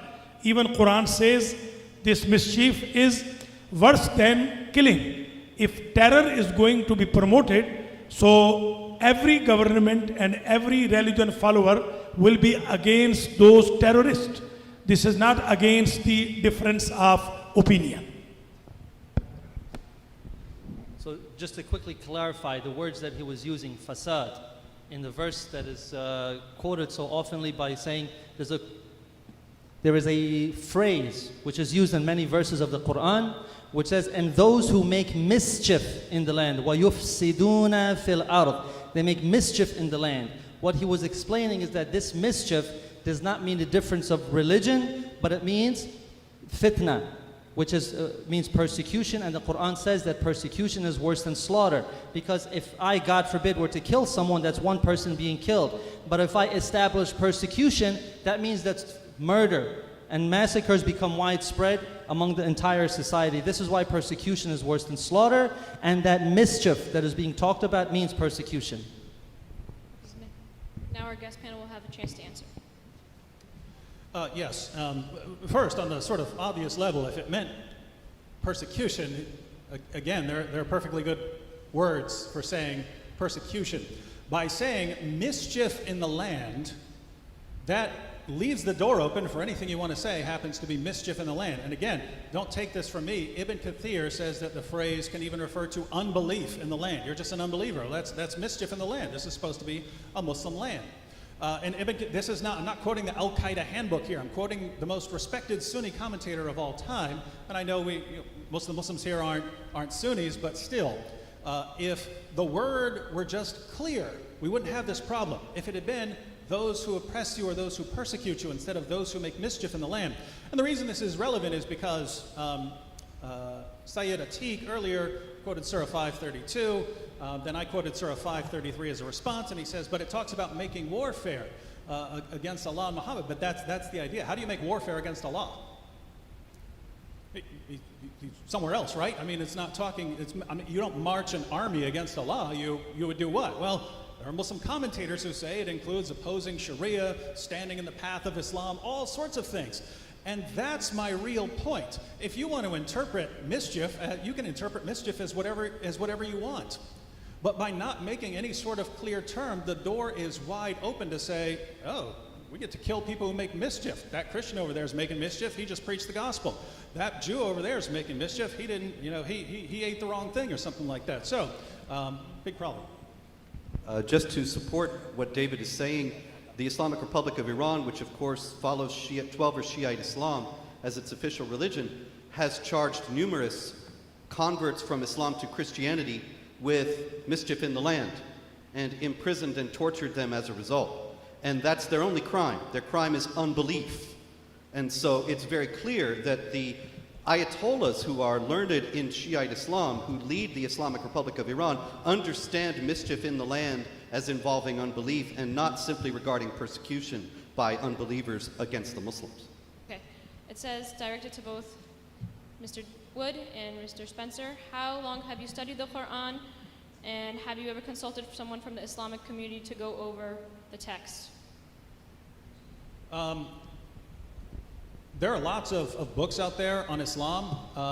I've read almost none of them if they're modern books. That is how I actually started. I was taking a class on Islam in college. I was major in philosophy with an emphasis in religious studies, so we had to study Islam and study modern books. But afterwards I started studying the Quran and the Hadith, and since then I've relied almost completely on Islam's most trusted sources. So the Quran, the Hadith, the earliest biography, Ibn Ishaq, and the most respected Islamic scholars of all time. So if I'm telling you that there's something about Islam that it teaches something, and I'm quoting scholars, I just want to be clear. This is not us trying to make things up, and it's not us just ignoring what Muslims say. We're saying here's what the Quran says. Here's what Islam's most trusted sources say about it. Here's what some of Islam's most respected scholars of all time said about it. Therefore, we're telling you. I mentioned earlier that maybe 15 years of reading the Quran and the Muslim sources. So, I first read the Quran in 1980. I've read it many times since then. I took courses on Islam in graduate school from Gordon Newby, the author of the Encyclopedia of Islam, and David Halperin, another scholar of religions. But mostly, like David, I read the Quran, I read Bukhari and Muslim, the Sunni Hadith, as well as Ibn Majah, Tirmidhi, and some of the other major Sunni Hadith, as well as some of the principal Sunni tafsir, the commentaries on the Quran, Ibn Kathir, Tafsir al-Jalalain, Qurtubi, and others. I've also studied Islamic jurisprudence, particularly the Ulum al-Quran of Ahmad van Denver, a German convert, and the Umdat as-Salik Sunni Shiite, the Shafi'i speak from Cairo, from Al-Azhar, and many, many other books trying to represent the majority understanding, the mainstream understanding of what Islam is, and to explain when the jihad terrorists cite Quran and Hadith as they do, and they explain what they're doing on the basis of what the Quran says and what Muhammad says, what exactly is in there, what is in the tradition. And this is what I have, in many books, been dedicated to revealing and to making clear to people. It's not here, again, just as David said, not my opinion, but the opinion of mainstream Islamic scholars, both contemporary and throughout history.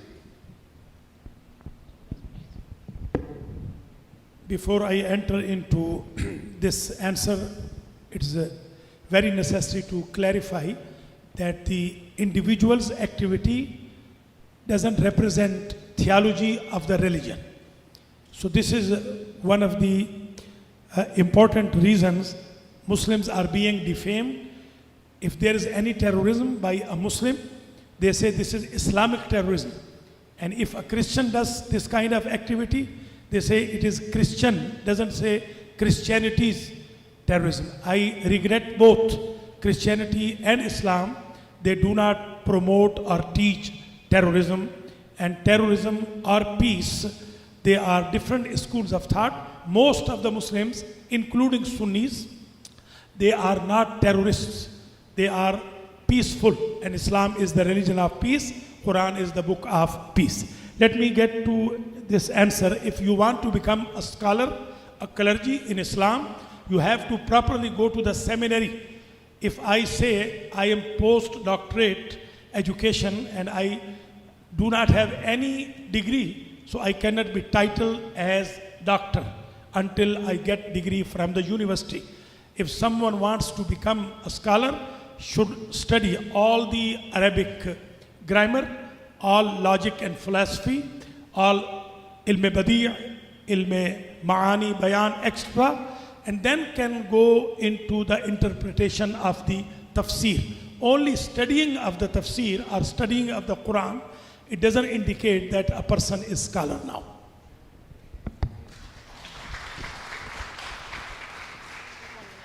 Please, the applause takes up the time of the people as questions, please. So very quickly, in the few seconds that are left, I would just like to say that when we say, why is it that so many Muslims misunderstand the Quran and think it's violent? Well, it's very clear to us.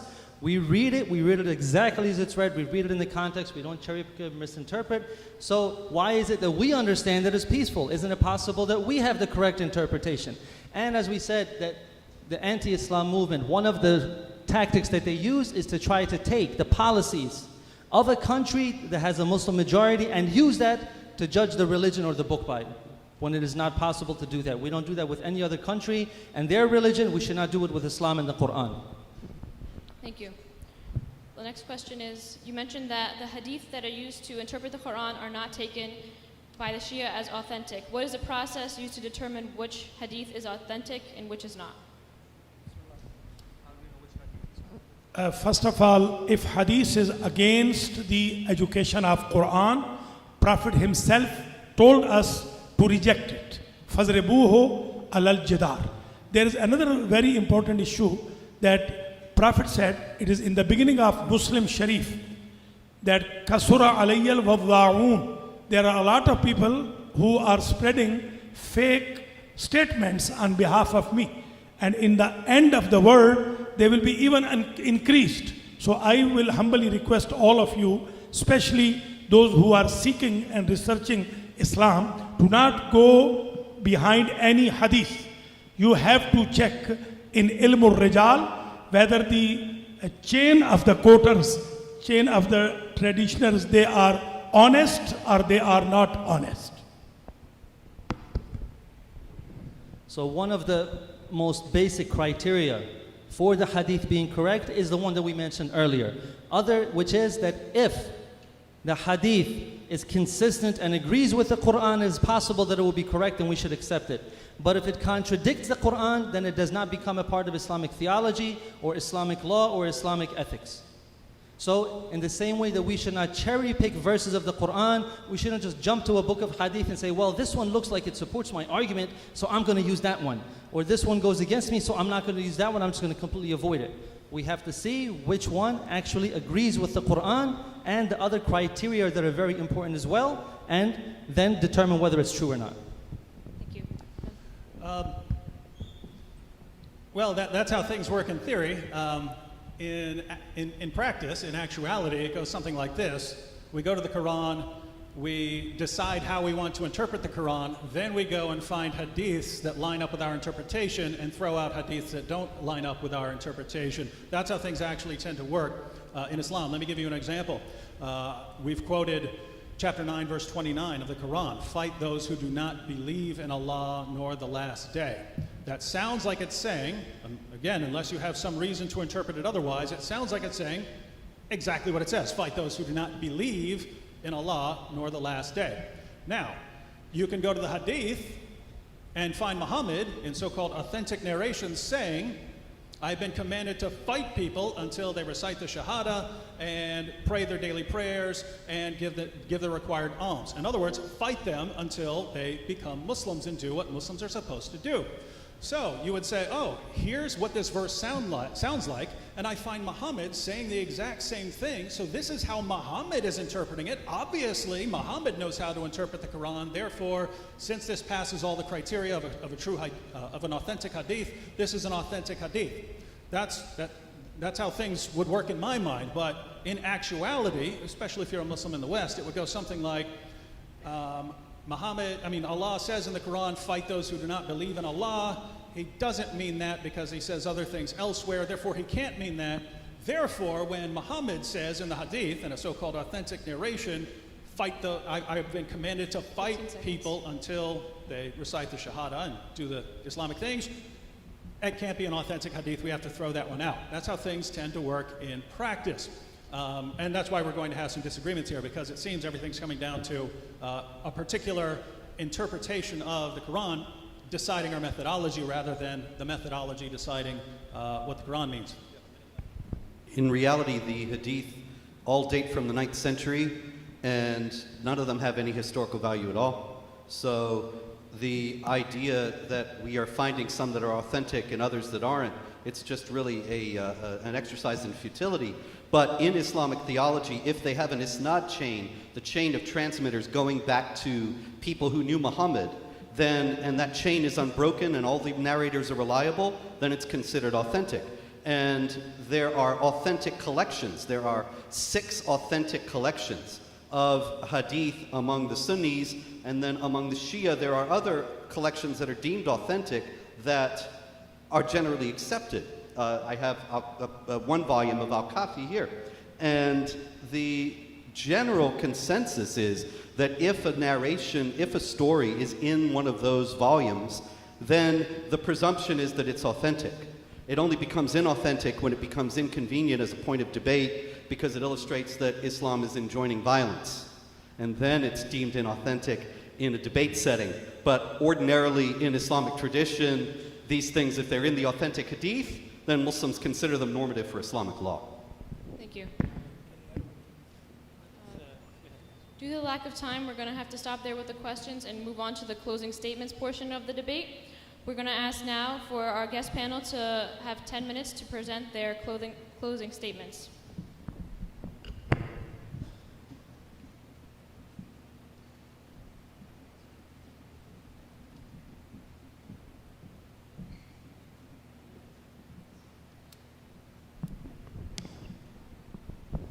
Well, we've heard some questions about why there are people from really around the world, groups around the world who are misinterpreting the Quran, especially over the past 14 centuries, why they're misinterpreting the Quran on the issue of violence. And I just want to be clear here. When we talk about people misinterpreting what the Quran teaches, this includes some of the greatest, most respected Islamic scholars of all time, because they happen to agree with what I've said, what Robert has said about what the Quran teaches. That doesn't mean that all scholars have said this. Many scholars haven't. but we're pointing out that this sort of misinterpretation can be found in some of the most respected Muslim scholars and hadith collections and histories in the history of Islam. So why is there such misunderstanding? Well, let's go ahead and read a passage very quickly, and this is the conclusion, so we'll conclude with this. I'm going to go ahead and read the entire passage in context of Surah 9, verse 29. We'll start at verse 28, where Muhammad had declared that the pagans can no longer take the pilgrimage to Mecca, and the Meccans were worried, where are we going to get money from now? Because they got a lot of money from the pagans and polytheists coming to Mecca for the pilgrimage. So, verse 28, this begins the passage, begins with, O you who believe. O you who believe, truly the pagans are unclean, so let them not, after this year of theirs, approach the sacred mosque. And if you fear poverty, if you're worried about losing money from not having the pagans there anymore, soon Allah will enrich you, if He wills, out of His bounty, for Allah is all-knowing, all-wise. So Allah is going to enrich them to make up for the lost money. How is He going to enrich them? Next verse. Fight those who believe not in Allah, nor the last day, nor hold that forbidden, which hath been forbidden by Allah and His messenger, nor acknowledge the religion of truth from among the people of the book, Jews and Christians, until they pay the jizya with willing submission and feel themselves subdued. Notice, every criticism offered against the Jews and Christians there, and justification for fighting us, has to do with what we believe or what we do. So the question here is, but I thought, according to Surah 2, verse 62, as Sayyid Atiq quoted earlier, I thought Jews and Christians were fine with Allah. We're believers too, right? Next verse, the Jews call Ezra son of God, and the Christians call Christ the Son of God.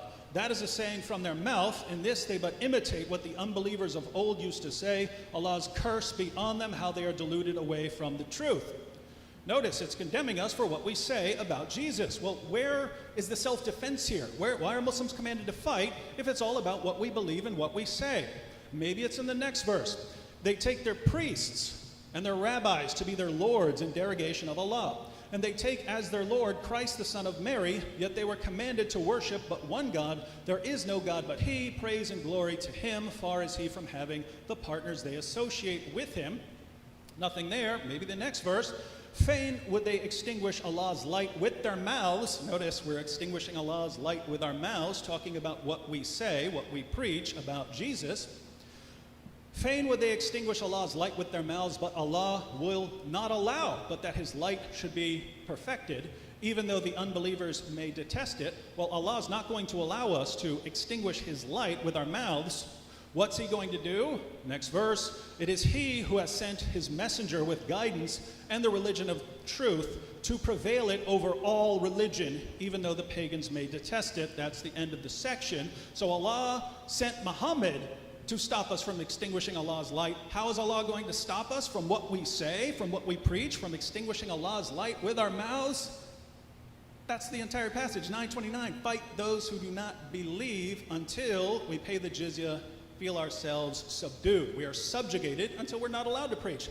As we're not allowed to preach in countries like Saudi Arabia, governed by Sunnis, countries like Iran, governed by Shias. So, why are so many people misinterpreting the Quran? Because Allah claims over and over again in the Quran, like a beating drum, that He is perfectly clear in His commands. We go to a passage like 929, we look for any hint of self-defense, we can't find it.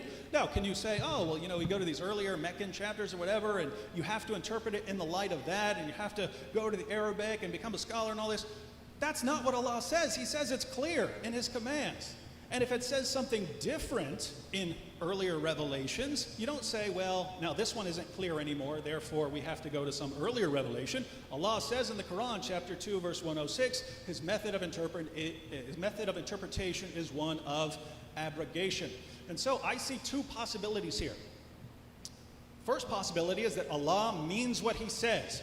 When He says that His revelations are clear, that that later revelations can abrogate or cancel earlier revelations, and therefore, when He says something peaceful, that's exactly what He means in that historical context. When He says, fight those who do not believe, that's exactly what He means in that sort of situation. So Allah is clear. That's one possibility. If that is the correct interpretation, then the Quran does not promote peace. The other possibility is that Allah is really trying to promote peace, but He keeps saying things like, fight those who do not believe, and he's laid down abrogation as his method, and we go to all these other Muslim sources and they talk about fighting people based on their beliefs.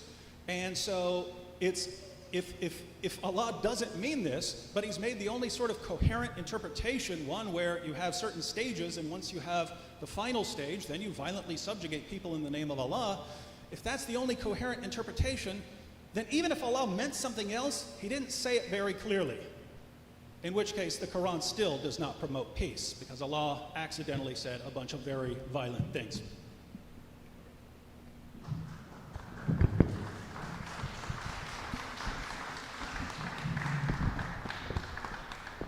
Just to amplify on what David says, the Quran says, Muhammad is the messenger of Allah. Those who follow him are merciful to one another, but harsh to the unbelievers. That's chapter 48, verse 29.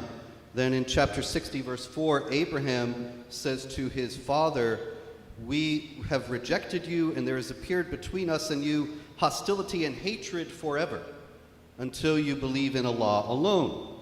And there are many other passages as such. Chapter 9, verse 123, fight those of the disbelievers who are close to you, and let them find harshness in you. Now, if there's enmity and hatred between the believers and the unbelievers, and the believers have to be harsh to the unbelievers, there is an aspect of warfare to this that illuminates why, as David also illuminated, so many Muslims seem to get the impression that they have a responsibility before Allah to wage war against unbelievers. In chapter 2, verse 85, it says that the unbelievers will get disgrace in this world and on the day of resurrection. Now, how are the unbelievers to whom the Muslims have to be harsh, and there's enmity and hatred between them and the unbelievers forever? How is it that the unbelievers are going to suffer in this world? Allah is not likely, or at least not so far, has parted the heavens and come down and punished the unbelievers in this world. But the Quran also directs in chapter 9, verse 14, fight against them so that Allah will punish them through your hands. That the unbelievers have to be punished in this world, and Allah will punish the unbelievers by the hands of the Muslims. And so it's very clear, as the book says itself in many places, that it's a clear book, that the Quran teaches that believers in Islam ought to have hostility toward unbelievers and ought to fight against them so that they can be the instruments of the punishment of Allah against the unbelievers in this world. And unfortunately, there are all too many Muslims who understand the Quran in exactly that way and are behaving in that way. And so I end as I began by saying that if you truly believe in what you're saying here, that Islam teaches peace, I hope you are making very strenuous efforts within your own community to make sure that this very widespread misunderstanding of Islam doesn't spread further, and that all Muslims will believe, as you do, that Islam teaches peace. Thank you.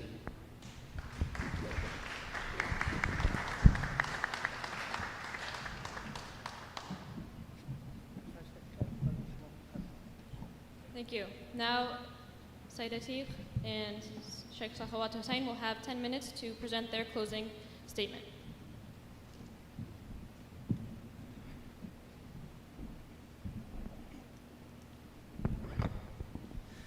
One thing we should very quickly notice is that we quoted two of the most heavily cited verses of the Quran used by the anti-Islam movement to show that the Quran is a violent book, but we showed that it is actually peaceful, and instead of responding to it, they are completely hushed about it. For example, chapter 9, verse 5, which is supposedly called the verse of the sword, which says, kill the polytheists wherever you find them. But the verses before and the verses after show that it is in self-defense, and it is limited to the ethical limits of warfare. Completely hush about it. Or chapter 4, verse 89. In so many of their videos and writings, I'm sure many of you have seen their videos and writings, you'll see that they quote these two, 9:5 and 4:89, so many times as verses of violence, but the context when you read it is absolutely the opposite. So, when it suits them, now they're going to try to use the context, for example, chapter 9, verse 29, to try to show, oh, now we're going to read the context, but if The wording of the verse itself clearly shows that it is not talking about just general people, but is talking about those people who are killing and are massacring. Then whatever the context says does not apply to that verse. Verse 929 says, fight those who do not believe in Allah or the last day, and they do not hold sacred what Allah has held sacred. And as we explained, that terminology is very clearly only used in the Quran to refer to the sanctity of human life. So it is referring to the sanctity of human life and nothing else.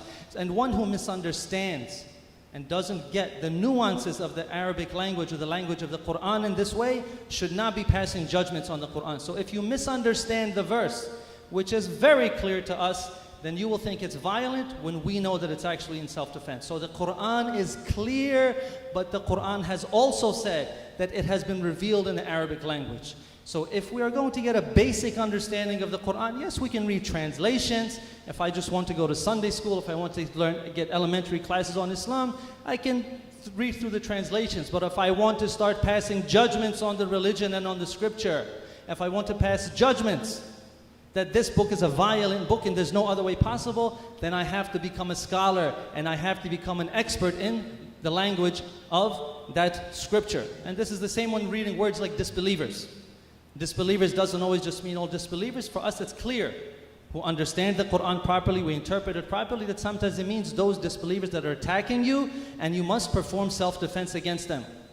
And anyone who has experience with different languages knows that sometimes certain words and certain phrases cannot be encapsulated into a single word or a single phrase in another language. This is sometimes completely impossible. And yes, I appreciate that Mr. Robert Spencer encouraged us to fight against these terrorists. Yes, we do, and we fight on two fronts. We're fighting against the terrorists who misinterpret the Quran on one side, and we are intellectually fighting against the anti-Islam movement and misinterprets the Quran on the other side by saying that the Quran is a book of violence. So just to give you some examples of what are the results of saying that the Quran is a book of violence and that Islam is a violent religion, this has repercussions all across society. Ben Carson, who was a former presidential candidate and who is now the head of the Department of Housing and Urban Development, he said that a Muslim shouldn't be president. President Donald Trump has said during the campaign that Islam hates us. Former presidential candidate Herman Cain said he would not appoint a Muslim to his cabinet or as a federal judge because, quote, there is this creeping attempt to gradually ease Sharia law and the Muslim faith into our government. Former Arkansas Governor Mike Huckabee said, can someone explain to me why it is that we tiptoe around a religion that promotes the most murderous mayhem on the planet? So the Muslims will go to the mosque and they come out of there like uncorked animals, throwing rocks and burning cars. The same Huckabee, he objected to churches that rent space to Muslims, like Berean Presbyterian Church has done today, by saying if the purpose of a church is to push forth the gospel of Jesus Christ, and then you have a Muslim group that says that Jesus Christ and all the people that follow him are a bunch of infidels who should be essentially obliterated, I guess I have a hard time understanding that. So Huckabee, a governor, a former presidential candidate, a media personality, thinks that Muslims believe that Jesus is an infidel. This is how far the anti-Islam propaganda has gone. That we Muslims, we believe that Jesus is one of the greatest prophets of God, and we are awaiting his return to bring peace to the world. To give some further examples, former Congressman Alan West, a very respected congressman, he had a meme on his Facebook page that said that at that time the incoming General Mattis would, quote, exterminate Muslims. Ted Cruz, a supposed champion of the Constitution, said that law enforcement should, quote, patrol and secure Muslim neighborhoods before they become radicalized. Recently, about a month ago, an Afghan team of female engineers was prevented from entering the United States for a robotics tournament, and they were only allowed entry after public outcry, while at the same time, the captain of the team's father was killed by an ISIS suicide attack on a Shia mosque. So on one side, she's being stopped by anti-Islam propaganda. On the other side, her family is being killed by ISIS. Jerry McChristian verbally abused a group of Muslim women on a Portland train because he thought that they were Muslim. 3 heroic individuals intervened, 2 of them were killed, and the 3rd was injured. And his Facebook page had a meme that read, if we're removing statues because of the Civil War, we should be removing mosques because of 9/11. And if, in case anyone is wondering, police said that his record did not show any record of mental illness. In October 2016, police in liberal Kansas intercepted an anti-Islam terrorist group called the Crusaders. They were planning a Timothy McVeigh-style bombing on an apartment complex that mostly housed Somalian refugees. So some of the comments that are recorded from them after they were arrested and during their arrest, they said literally every blank apartment, while referring to how many Somalis lived there. That's all it is, blank, blank, cockroaches. I'm sure you understand what the blank stand for.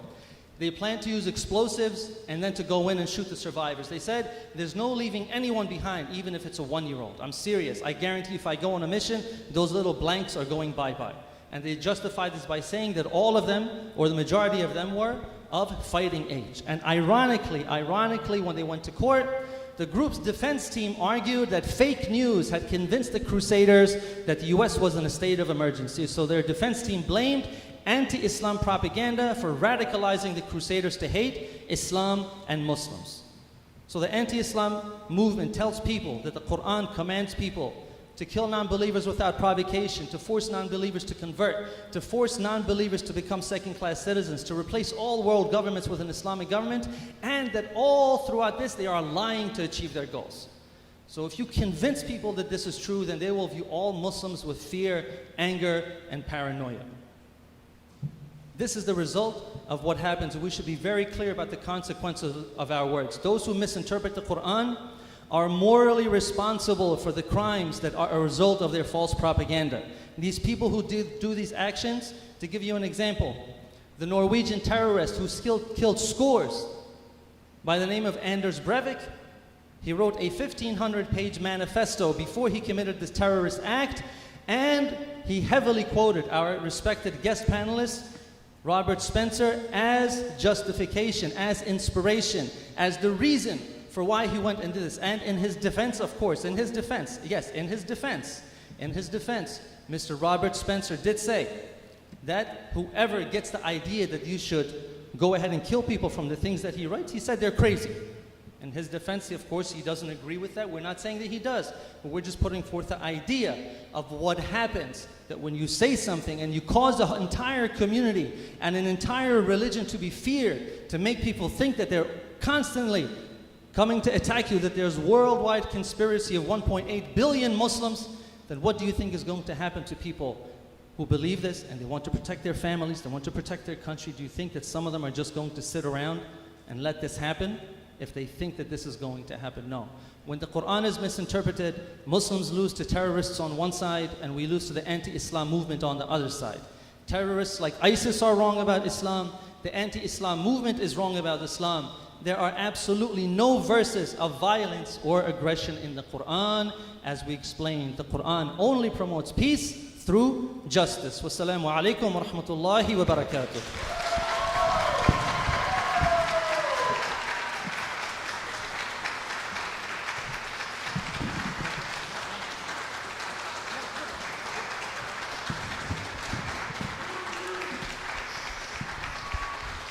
Bismillah ar-Rahman ar-Rahim.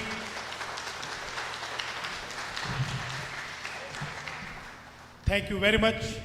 I appreciate your participation, dear guests and all of you audience. The presentation was very nice. Let me sum up within 2 minutes. First, the word jihad is not used only for fighting. Al-Qadu li'ayalihi kal-mujahid fi sabilillah. Who goes to earn the money for himself and his family. Islam says he is doing jihad. Imam Ali says, لو تمثل لي الفقر لقتلته لو تمثل لي الجهل لقتلته. If I see arrogance and ignorance or poverty, I am going to kill both of them. It does mean the qital and jihad is not only fighting against the human beings. My humble request from both guests is, you find there are a lot of contradiction in the Bibles. The Bible which I learned when I was in college is different than the Bible which I see in New York today. But Quran is the same. Quran was never changed. I read in the Bible in Nolakha Church that there will be Imam Mahdi coming, and behind him Jesus is going to offer the prayer. So Jesus is going to offer the prayer behind any terrorist or promoter of the terrorist. I humbly request all of you, please understand the Islam and Quran. Islam is the religion of peace. And Islam is not only submission, Islam means silm, which means peace. That is why we say Salamun Alaikum, peace upon all of you. And I end my humble talk with this Salamun Alaikum, peace be upon all of you. May Allah bless you all.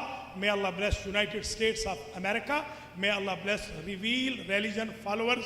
And may Allah give us unity, as Quran says, Ta'alaw ila kalimatin sawa'in baynana wa baynakum an la na'budu illa Allah wa la nushrik bihi ahada. Quran is claiming, come toward unity. O people of book, come toward unity. And Prophet, if he delivered this hadith to kill them until they say Shahada, La ilaha illallah Muhammadur Rasulullah, so how come he did not kill those Jews and Christians who were capturing the market of Medina, and they were never killed by Prophet or army? And when they stopped them to come into Al-Kaaba, because they were showing their worship as a naked, you will kick them out if they come in downtown of Philadelphia as a naked. Police will arrest them. These were the reasons. If you go and review the facts, you will find Islam is the true religion of the world.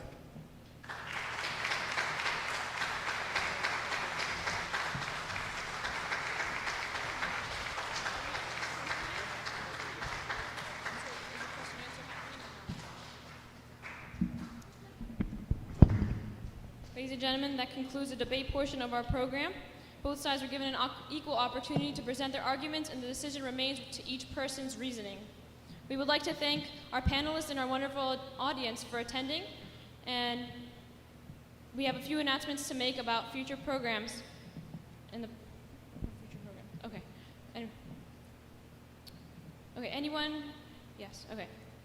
We would like to thank everybody for attending today's program, and if you would like further information about the program going on at Imam Ali Masjid or at IMC Philly, they will have that information available to you, so you can sign up to be a part of the newsletters and be aware of the future programs.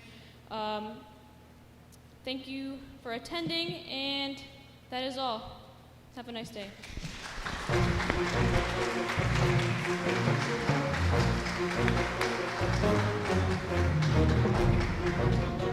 Hi everyone, I'm here with Robert Spencer.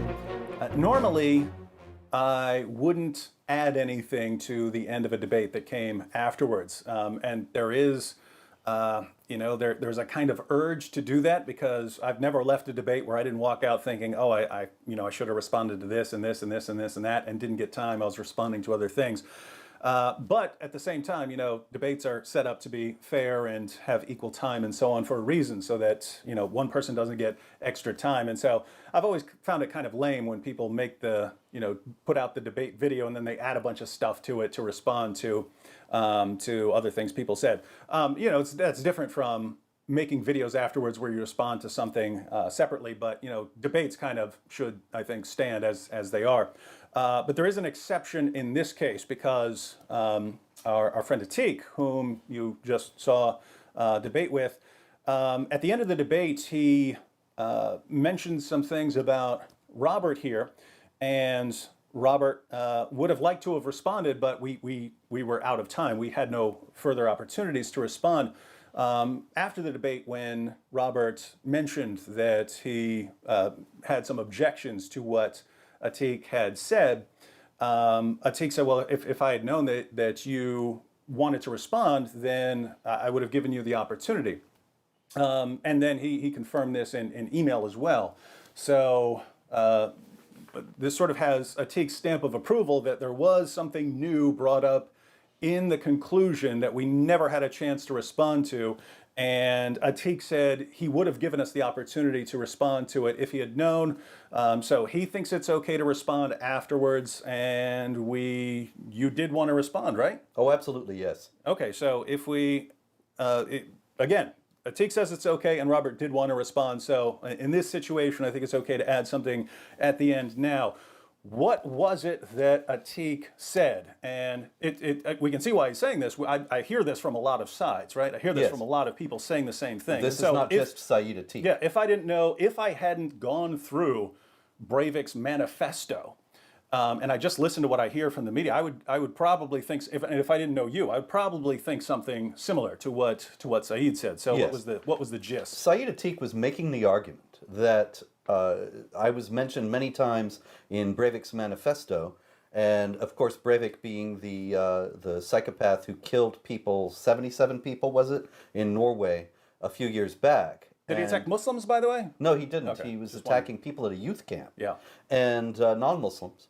In any case, Saeed Atiq was making the point, or attempting to make the point, that our pointing out, and specifically my pointing out, the violent elements of the Quran and the Sunnah was inciting violence against Muslims. And his first and only exhibit of this was Breivik. But the reality is, if you look at Breivik's manifesto, I did not incite him to violence. And the whole idea that my writings are somehow indicted by Breivik's actions is not founded on fact, but is simply a propaganda point designed to discredit my work and the work of everyone who is calling attention to the violence in the Islamic texts. Yeah, and again, if I were to just hear what some reporters in the media have said, I see why people would think that Breivik was reading you, and then he became concerned about jihad and the threat of jihad, and then decided to go on a killing spree because you convinced him that something needs to be done about this. And there are multiple problems with this. I went through Breivik's entire 1,500-page manifesto. I didn't read every page because some of it was just like rambling about his daily routine and recipes and stuff like that. But all the parts that talk about his thinking, what led to his attack, that's all in there. And it's there for anyone who wants to look it up. And when you go through his actual manifesto, you find out exactly why he launched an attack. He explains it all. And it has absolutely nothing to do with anything Robert said. In fact, there's no way Robert had it. Unless Robert has a time machine, there's no... Do you? No, actually, I had one, but it broke. Unless Robert has a time machine, there's no way he could have led Breivik to this attack. And the reason is Breivik says that he became concerned about Muslims and immigration when he was growing up, when he would see areas where Muslim immigrants had started accumulating, and that his friends would get beaten up by Muslims and so on. And he sort of grew up having a problem with certain Muslims. And he said in the 1990s, he read the Quran and the Hadith and began to see Islam as an ideological threat. After that, he said that he just wanted to go into politics to try and to deal with it on the open stage, to deal with it through discussion, through debates, and so on of what course his country should take. But he said he came to realize that any attempts at discussing Islam are met with charges of racism and bigotry. And you're trying to incite hatred and violence against Muslims. And he said, I would be shouted down. And so he said, I decided that it's pointless. It's pointless to have discussions about this. It's pointless to talk about this anymore. We just need to get our message across some other way than sort of open discussions. And after that, he said he learned from Al-Qaeda. From Al-Qaeda, not from Robert, Al-Qaeda. That deadly shock attacks that shock everyone into listening to what you're saying, into looking into why you're doing what you're doing, is the way to get your message heard. He said he learned that from Al-Qaeda. And when was this again, David? He said that he began I put the timeline together, and I have an entire video on it's called The Radicalization of Anders Breivik. It was 1999. And when did I publish my first book about Islam? It was like 2002, 2003, Correct, something 2002. like that? So here, Breivik starts planning his attack. He's already concluded that violent attacks are the only way to get his message heard. In 1999, he concluded that, and no one had heard of Robert Spencer. So Spencer's only role in Breivik is for part of his manifesto when he goes around, he's quoting all kinds of people. He's quoting the founding fathers of the United States and John F. Kennedy on the need for violent revolution if no one's listening and so on.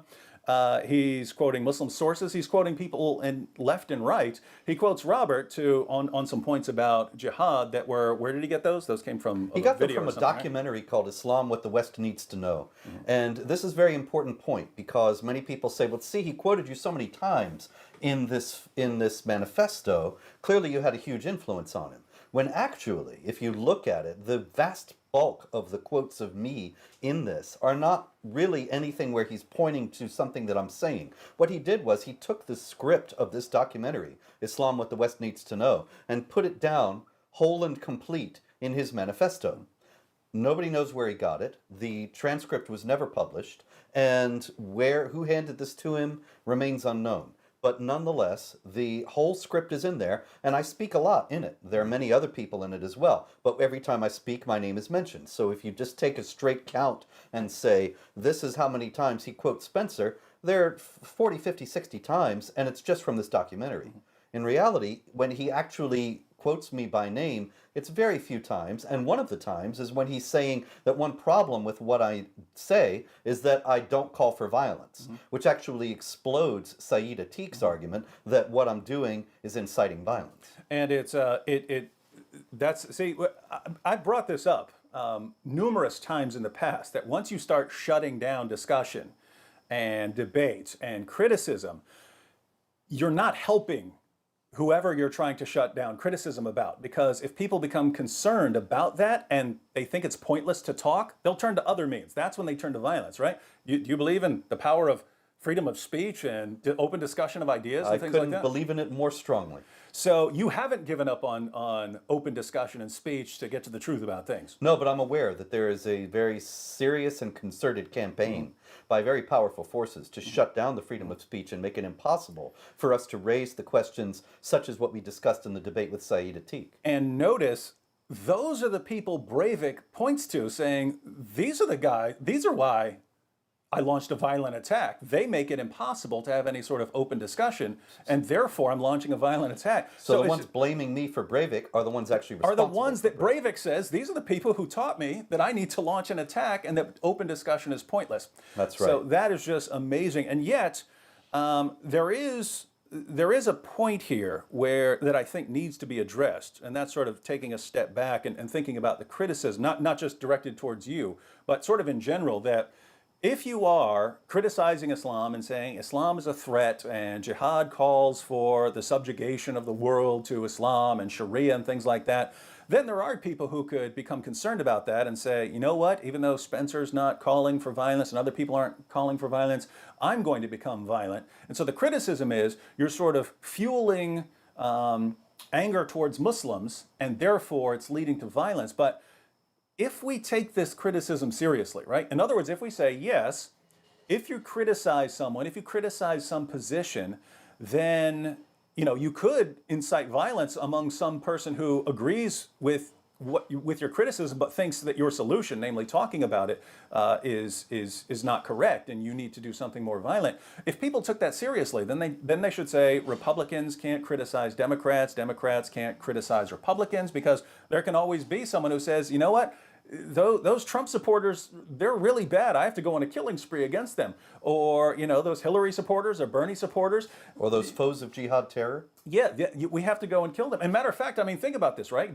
Atik painted you as a threat to Muslims everywhere, not because you're calling for violence, but because you're inciting hatred towards Muslims, and therefore some people are going to act on that. But in doing so, he's pointing to you and saying, look, he's a threat towards Muslims.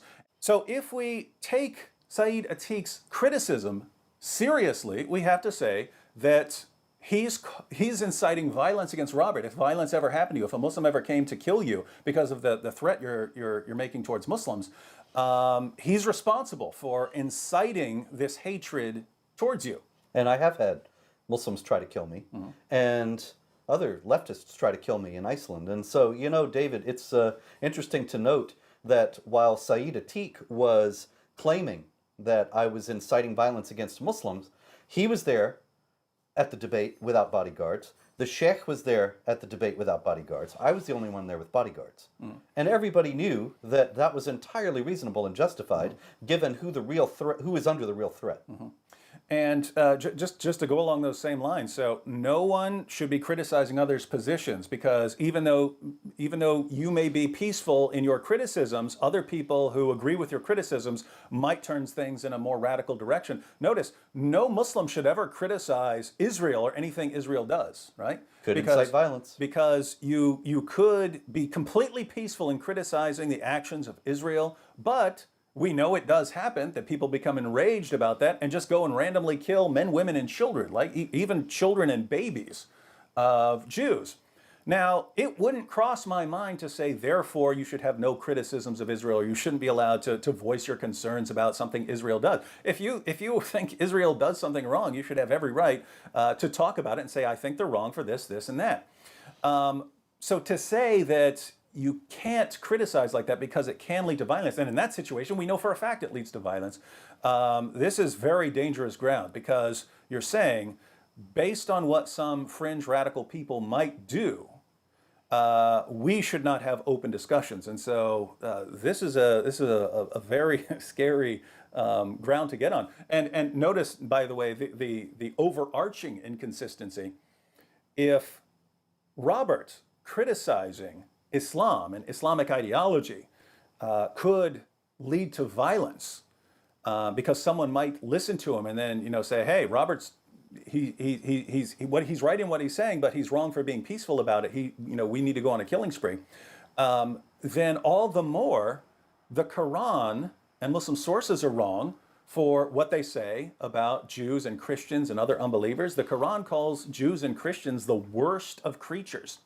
The Quran says that we need to be silenced, that we need to be subjugated, that we need to feel ourselves subdued. Muhammad said that he'd been commanded to fight people until they say there's no God but Allah. And so you look at these sources, and Sayyid's response is, no, you have to understand it, and so on. But even if he's right, and even if he were right, and these sources are actually peaceful and only allow fighting in self-defense, even if you were right about that, following his logic and his reasoning, the Quran is still responsible, because it ultimately incites the jihadis who go and kill. So if we agree with him and we say, Atiq, you're right, it's wrong to say anything that might incite violence, well then, one of the greatest threats in history becomes Islam, because Islam has incited so much violence over the years, but based on what it says about unbelievers, Jews, Christians, polytheists, and so on. And so if we take what Atiq says seriously, we need to come against Islam much harder than we have by confronting it on the ideological level because of the threat it poses. So, Atiq, if I agree with you, keep in mind, I really have to criticize Islam much more than I've been doing in the past, because this is a huge threat that has incited much violence against other people. If Robert has incited violence by a guy planning an attack before he ever heard of Robert Spencer and then going and killing a bunch of people at a youth camp, if Robert's responsible for that, all the more the Quran is responsible for millions of deaths down through the years. And so if we want to point a finger at Robert, we need to point a lot more fingers at your prophet. So by hitting me about Breivik, Sayyid Atiq proved our point in the debate. Thank you, Sayyid. And I guess we win.